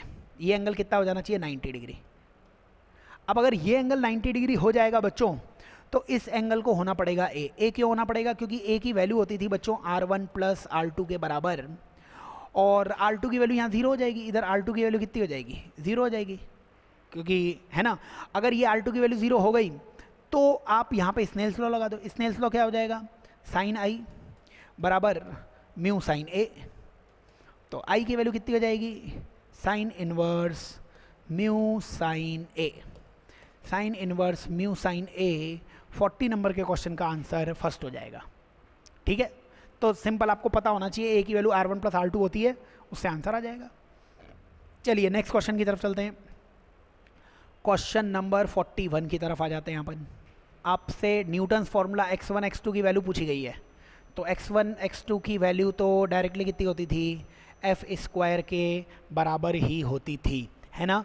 इसको हम प्रूफ भी कर सकते थे कि f बाय x1 लिखते थे हम, मैग्नीफिकेशन इसका f बाय x1, और उसमें भी माइनस f बाय x1 लिखते थे। ये x1 क्या डिस्टेंस होती थी, ऑब्जेक्ट की डिस्टेंस होती थी, है ना। और इसी मैग्नीफिकेशन को तुम x2 बाय f भी लिख सकते थे, जहाँ x2 क्या होती थी, इमेज की डिस्टेंस होती थी। यहीं से x1 x2 की वैल्यू एफ स्क्वायर आ जाएगी, सेकेंड इस क्वेश्चन का आंसर आ जाएगा। और हम जितने भी न्यूमेरिकल्स करें, आप इस फॉर्मूले का इस्तेमाल करो तो आपको बड़ी आसानी से आंसर मिल जाएगा, है ना। तो नेक्स्ट क्वेश्चन की तरफ चलते हैं, अगले प्रश्न की तरफ चलते हैं। 42 क्वेश्चन की तरफ आ जाते हैं। बताओ 42 क्वेश्चन में बोला हुआ है YDSC में 24 fringes are obtained in a certain segment of screen when light of wavelength 600 is used. अगर 800 नैनोमीटर की यूज़ कर ली, अब ये बताओ कि हर ब्राइट के बीच में डिस्टेंस ना बीटा की होती है ना, हर चमकीली के बीच में डिस्टेंस बीटा की होती है। 24 फ्रिंजेस मिली, यानी टोटल लेंथ की वैल्यू कितनी रही होगी, 24 बीटा के बराबर, है ना। अब नई कितनी फ्रिंजेस मिलेंगी, मान लो n मिलेंगी, लेकिन अब नया बीटा कितना हो जाएगा, बीटा न्यू हो जाएगा। बच्चों क्या बीटा लैम्डा के प्रोपोर्शनल होता है, इसलिए यहाँ पे 24 इंटू बीटा की जगह लैम्डा लिख देते। पहला लैम्डा कितना था, 600। बाद में कितनी फ्रिंजेस मिली नहीं मालूम, बाद में बीटा की जगह तुम्हें क्या लिखना चाहिए, 800 लिखना चाहिए। ये 2 0 से 2 0 कैंसिल, 8 3 जा 24, 3 6 जा 18। अब तुम्हें 18 फ्रिंजेस मिल जाएंगी 800 नैनोमीटर वाले की। लेंथ तो स्क्रीन की सेम ही थी, बस उसी से काम कर गए अपन। चलो नेक्स्ट क्वेश्चन की तरफ चलते हैं, अगले प्रश्न की तरफ चलते हैं। Question number 43। तो बच्चों नेक्स्ट क्वेश्चन में आपसे बोला गया है कि इमेज 25/3 पर आपको दी गई है, इमेज आपको दी गई है 25/3 पर, बाद में इमेज चली जाती है 50/7 पर, तो आपको निकालनी है स्पीड ऑफ ऑब्जेक्ट। तो बच्चों आप mirror formula 1/v 1/u 1/f लगाइए। 1/v की वैल्यू 1/v, v की वैल्यू दी गई है 25 और ऊपर 3 आ जाएगा, प्लस 1/u, और 1/f की वैल्यू दे रखी है 1/10। तो यहाँ से 1/u की वैल्यू आ जाएगी 1/10 माइनस 3/25, 1/10 माइनस 3/25। ये आ जाएगी अपने पास कितनी, 25 माइनस 30 अपॉन 250, यानी ये आ जाएगी 5/250, यानी ये आ जाएगी 1/50, यानी u की वैल्यू आ जाएगी 50। अब प्लस माइनस का ध्यान मत दीजिए, केवल स्पीड पूछी हुई है, डायरेक्शन पूछा नहीं है। तो इस इमेज के लिए ऑब्जेक्ट कहाँ पे होगा वो मैंने पता लगा लिया, फिर वापस से यही फॉर्मूला लगाऊं मैं, है ना। तो u 50 आ गया, u इसके लिए 50 आ गया। मैं इसको हटा रहा हूँ एक बार, तो इसको अपन ने हटा दिया, तो इसके लिए u कितना आ गया, 50 पे ऑब्जेक्ट रहा होगा। अच्छा इसके लिए फॉर्मूला लगाइए 1/v 1/u 1/f। तो 1/v की वैल्यू 50/7, 7 ऊपर आ गया, प्लस 1/u का पता नहीं है, और 1/f की जगह 1/10 आ जाएगा। 1/u की जगह 1/10 माइनस 7/50 आ जाएगी बच्चों। तो बच्चों अगर आप यहाँ पे एलसीएम ले लोगे तो एलसीएम आ जाएगा 50 और ऊपर आ जाएगा 5 माइनस 7, यानी कि यहाँ पे आप देखोगे तो 2/50, यानी कि u की वैल्यू आ जाएगी 25। तो 50 से 25 तक u आ गया, 50 से 25 तक u आ गया, मतलब स्पीड हो जाएगी डिस्टेंस अपॉन टाइम। 50 से 25 मतलब 25 चलना है, और कितने टाइम, 1 मिनट, मतलब 60 सेकंड में चलना है। यही आंसर आ जाएगा। 5 से कैंसिल करना, ये 5 और ये 12, 5/12 आंसर आ जाएगा। तो हमने क्या किया, इसको v मानते हुए एक बार u निकाला, इसको v मानते हुए एक बार u निकाला। हमें पता लग गया कि ऑब्जेक्ट कितना चला है, क्योंकि दोनों u का डिफरेंस हमें पता लग गया कि ऑब्जेक्ट कितना चला है, उसे टाइम से डिवाइड कर लिया हमने, स्पीड आ गई। चलिए नेक्स्ट क्वेश्चन की तरफ चलते हैं, अगले प्रश्न की तरफ चलते हैं। क्वेश्चन नंबर 44 की तरफ आ जाते हैं। 44 में बोला हुआ है कि एक थिन कॉन्वेक्स लेंस है, इसका म्यू दिया हुआ है 3/2। एक लेंस है, इसका म्यू 3/2 दिया हुआ है, इसकी फोकल लेंथ f है। बताइए फोकल लेंथ कैसे निकालते थे? इस साइड की पावर कितनी आएगी? μ2 माइनस μ1। अब ये बताओ प्लस में आएगी कि माइनस में? जब भी गड्ढे के अंदर, अब बाहर 1 है, जब भी गड्ढे के अंदर अपन मानते थे कि डेंसर मीडियम है तो पावर पॉजिटिव आती थी, पॉजिटिव ही आएगी। 3/2 माइनस 1 यानी 1/2। ओरली कर रहा हूँ मैं, 3/2 मतलब 1.5, 1.5 माइनस 1 मतलब 0.5/r इसकी पावर, और इसकी पावर भी आ जाएगी 0.5/r। दोनों को ऐड करोगे 0.5/r, 0.5/r, 1/r, ये पावर आ गई, मतलब यही 1/f हो गया। तो बच्चों f की वैल्यू कितनी आ गई? r। ये तो फर्स्ट आ गई। अब इसको क्या किया है? इसको अपन ने 6/5 में डिप कर दिया। अब यही लेंस है, ये 3/2 है और ये 6/5 है ना। हम प्लस माइनस के चक्कर में नहीं पड़ेंगे क्योंकि क्वेश्चन ने मैग्नीट्यूड पूछा है केवल, तो प्लस में माइनस में आंसर आए, केवल आप प्लस में ही निकालो। बोलो ये शायद 1.2 हो जाएगा और ये 1.5 है। 6/5 की वैल्यू कितनी हो जाएगी? 1.2। बताओ इन दोनों का डिफरेंस 0.3 हो जाएगा, तो इसकी इस सरफेस की पावर आ जाएगी 0.3/r। कितनी आ जाएगी? इसको मैं लिख देता हूँ 0.3/r, है ना। μ1 माइनस μ2 1.5 माइनस 1.2 0.3/r, 0.3/6 नहीं 0.3/r, 0.3/r। ऐसे इसकी भी कितनी आ जाएगी? 0.3/r। तो इन दोनों को ऐड करने पे टोटल पावर आ जाएगी 0.6/r, और टोटल पावर को आप लिखते हैं 1/f अगर मीडियम एयर हो। अगर मीडियम है कुछ तो पावर होती है μ/f, म्यू की वैल्यू है 6/5 f1। बताइए 6 से ये 6 कैंसिल हुआ, पॉइंट बाकी रह गया, 0.5 f1 बराबर r। ये 5 इधर गया तो 0.5 f1, यानी f1 की वैल्यू आ जाएगी 2r के बराबर। तो f कितना आया था? r, और f1 कितना आया है? 2r। तो f1 बड़ा आएगा f से, f1 बड़ा आएगा f से। अब f2 और निकालना पड़ेगा क्योंकि सेकंड और फोर्थ कुछ भी हो सकता है। 5/3। अब बताओ अंदर 3/2 है, बाहर 5/3 है, इनका डिफरेंस कितना होगा? प्लस माइनस किसी में भी निकाल लो। तो यहाँ पे 5/3 माइनस 3/2, तो ये कितना आता है? 10 माइनस 9 यानी 1/6। ठीक है, तो इस साइड की भी पावर आती 1/6r, इस साइड की भी पावर आती 1/6r, जोड़ने पे इन दोनों को आती 1/3r। तो 1/3r, दूसरे पेन का इस्तेमाल कर लेता हूँ, 1/3r पावर होती है μ/f, म्यू आ जाएगा 5/3f2। बच्चों 3 से 3 कैंसिल है, f2 की वैल्यू आ रही है 5r। तुम लेंस मेकर फॉर्मूले से लगाओगे तब भी यही आएगा, बट मेरे तरीके से जल्दी आंसर आ जाएगा। तो f2 की वैल्यू आ जाएगी 5r, तो f2 की वैल्यू 5r सबसे बड़ा, f1 की वैल्यू 2r उससे छोटा, और f सबसे छोटा, यानी 44th का आंसर क्या आ जाएगा? सेकंड इसका आंसर आने वाला है। ठीक है, चलो नेक्स्ट क्वेश्चन की तरफ चलते हैं, अगले प्रश्न की तरफ चलते हैं, और क्वेश्चन नंबर 45 में बोला है refractive index of a prism is √2। अब रिफ्रैक्टिव इंडेक्स अगर √2 है तो साइन थीटा सी की वैल्यू होती थी 1/μ। तो साइन थीटा सी की वैल्यू होती थी 1/√2, यानी थीटा सी की वैल्यू हो जाएगी 45 डिग्री। थीटा सी की वैल्यू हो जाएगी 45 डिग्री। आपसे बोला है नो TIR, हमने नोट्स में लिखवाया है प्रिज्म एंगल अगर 2 थीटा सी से बड़ा हो जाएगा तो TIR हो जाएगा, TIR हो जाएगा, सारी रेस का TIR हो जाएगा। हमें अगर नहीं कराना है TIR तो फिर A को 2 थीटा सी के बराबर कर दीजिए, TIR नहीं होगा। आपसे पूछा हुआ है TIR कब नहीं होगा, है ना, नो TIR। अगर 2 थीटा सी से बड़ा हो जाता तो TIR हो जाएगा, और इससे छोटा होगा, इसके बराबर हो जाएगा, लिमिटिंग कंडीशन, अगर इसके बराबर हो जाएगा तो फिर TIR नहीं होगा। तो A बराबर 2, थीटा सी की वैल्यू 45, और इसीलिए इसका आंसर दिया हुआ है 90 डिग्री। ठीक है, वैसे इसके और भी आंसर आ सकते हैं, तो इस क्वेश्चन में अभी इसकी लैंग्वेज पढ़ के नो TIR मतलब वो ये कंडीशन पूछना चाह रहा है आपसे। ठीक है, चलिए नेक्स्ट क्वेश्चन की तरफ चलते हैं, अगले प्रश्न की तरफ चलते हैं। क्वेश्चन नंबर 46 की तरफ आ जाते हैं। बताइए 46 क्वेश्चन में आपसे क्या बोला हुआ है? पर्सन को पावर दे रखी है 3D नॉर्मल विजन के लिए, नियर पॉइंट ऑफ हाइपरमेट्रोपिया आपको बताना है, नियर पॉइंट आपको बताना है कि उसकी दोष का, उसके डिफेक्ट का नियर पॉइंट क्या था।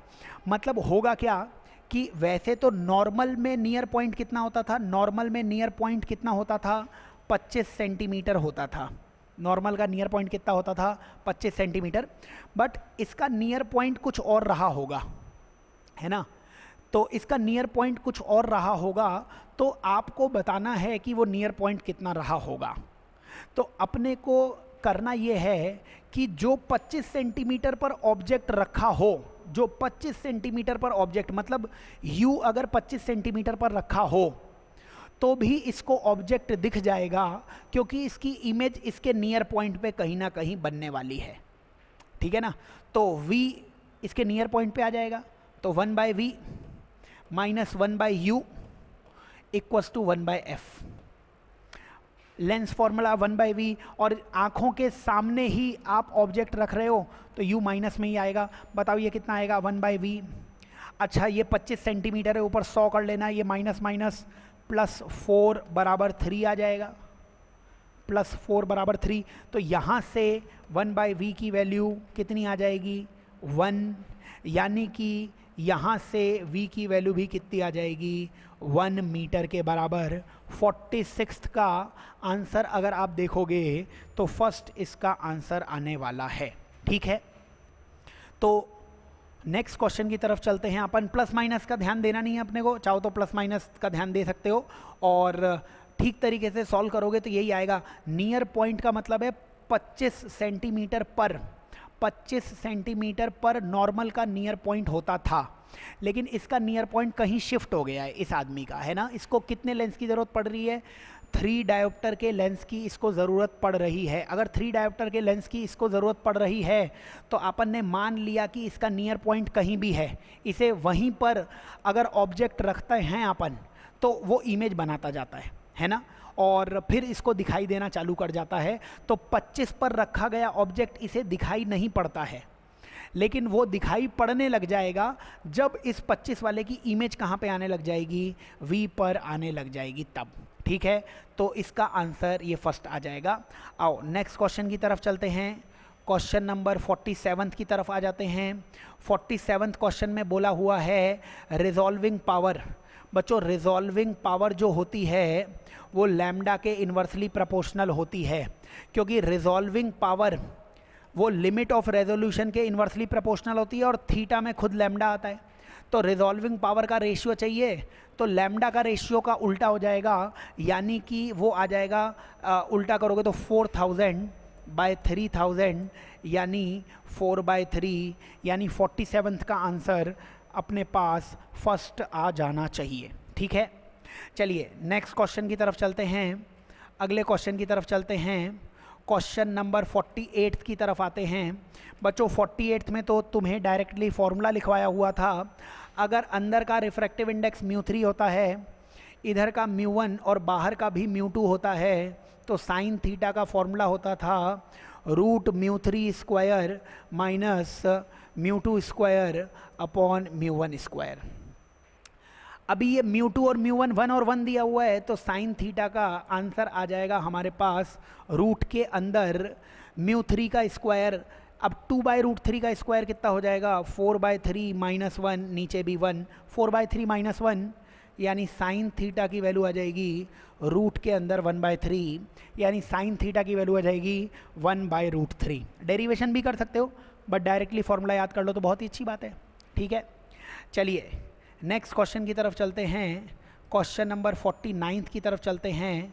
49 क्वेश्चन में बच्चों आपको बोला हुआ है कितने रिफ्लेक्शंस होंगे यहाँ पे।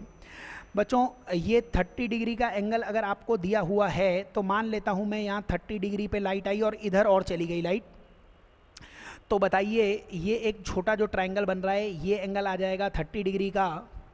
ये डिस्टेंस मैं d मान लेता हूँ, ये डिस्टेंस आपको दे रखी है, ये d मानी मैंने, ये 0.2 दे रखी है, तो tan 30 की वैल्यू आ जाएगी d/0.2 के बराबर। tan 30 1/√3 होता है, इसीलिए आप यहाँ से 1/√3 बराबर d बाय 0.2 लिखोगे तो d की वैल्यू आ जाएगी 0.2/√3। d की वैल्यू 0.2/√3 आ जाएगी। बताइए इतनी d में एक रिफ्लेक्शन हो रहा है, इसको काउंट नहीं कर रहा हूँ, बाद में 1 ऐड बाद में कर लूँगा। तो 0.2/√3 मीटर में एक रिफ्लेक्शन होता है, तो 1 मीटर में कितना होने वाला है, 1/0.2 डिवाइड बाय √3। 1 मीटर में इतना, तो 2√3 में 2√3 से मल्टीप्लाई कर देना। 2√3 नीचे वाला √3 ऊपर आ जाएगा, नीचे 0.2 √3 3 और पॉइंट के कारण ऊपर 10 आ जाएगा, यानी 30 रिफ्लेक्शन वो, और एक रिफ्लेक्शन और होगा जो यहाँ पे हमने काउंट नहीं किया है। 31 आंसर आना चाहिए, ये थर्ड आंसर 31 इसका सही आंसर कर लेना आप, ठीक है। चलिए नेक्स्ट क्वेश्चन की तरफ चलते हैं, अगले प्रश्न आखिरी प्रश्न की तरफ चलते हैं। आपको ये बोला गया है कि 2 slits at a distance 1 millimetre, 2 slits दी हुई हैं 1 मिलीमीटर की दूरी पर, ठीक है, और लाइट आ रही है, लैम्डा दिया हुआ है, the interference pattern observe on screen 2 metre की डिस्टेंस, ये दे रखी है 2 मीटर की distance between third dark and fifth bright fringe. बच्चों याद करना है अपने को, थर्ड डार्क कहाँ पड़ता था, देखो ये 0 था, ये लैम्डा था, ये 2 लैम्डा था, ये 3 लैम्डा, मतलब बीटा अगर मैं बोलूँ बीटा, तो यहाँ पे हम फर्स्ट ब्राइट बनाते थे बीटा पे, दूसरा ब्राइट बनाते थे 2 बीटा पे, है ना। तो पहला डार्क बनता था 0.5 बीटा पे, दूसरा डार्क बनता था 1.5 बीटा पे, तीसरा डार्क बनता था 2.5 बीटा पे। तो थर्ड डार्क होता था कहाँ पे, थर्ड डार्क होता था 2.5 बीटा पे, और फिफ्थ ब्राइट कहाँ पे होता था, 5 बीटा पे। तो इन दोनों के बीच की डिस्टेंस 5 बीटा माइनस 2.5 बीटा, मतलब 2.5 बीटा ही तुम्हारा आंसर आ जाएगा। 2.5 है ही, लैम्डा d/d से इसको आप सॉल्व कर सकते हो। तो बताइए आंसर में अपन लिख लेते हैं वैल्यूज सारी। 2.5, लैम्डा की वैल्यू है 6.5, 10 की पावर -7 तो यहाँ पे है ही, और d की वैल्यू दे रखी है 2 और नीचे 10 की पावर -3, ठीक है बच्चों। 2 × 2.5 5 हो जाएगा, और 5 × 6.5 5 × 6.5 और करना पड़ेगा। तो 6.5 × 5 करोगे, 5 5 या 25, 5 6 या 30, 325 में आंसर ही एक दिया हुआ है। 10 की पावर तो कुछ ना कुछ आएगी, सॉल्व कर लेना। तो बच्चों थर्ड इस क्वेश्चन का आंसर आ जाएगा। यहाँ पे पूरे ऑप्टिक्स का पेपर का डिस्कशन कंप्लीट होता है, डिस्क्रिप्शन में पूरी आंसर की पूरा पेपर मिलेगा, अच्छे से लगिए बच्चों। रे ऑप्टिक्स वेव ऑप्टिक्स का सारा डिस्कशन कर दिया है। Best of luck for your future.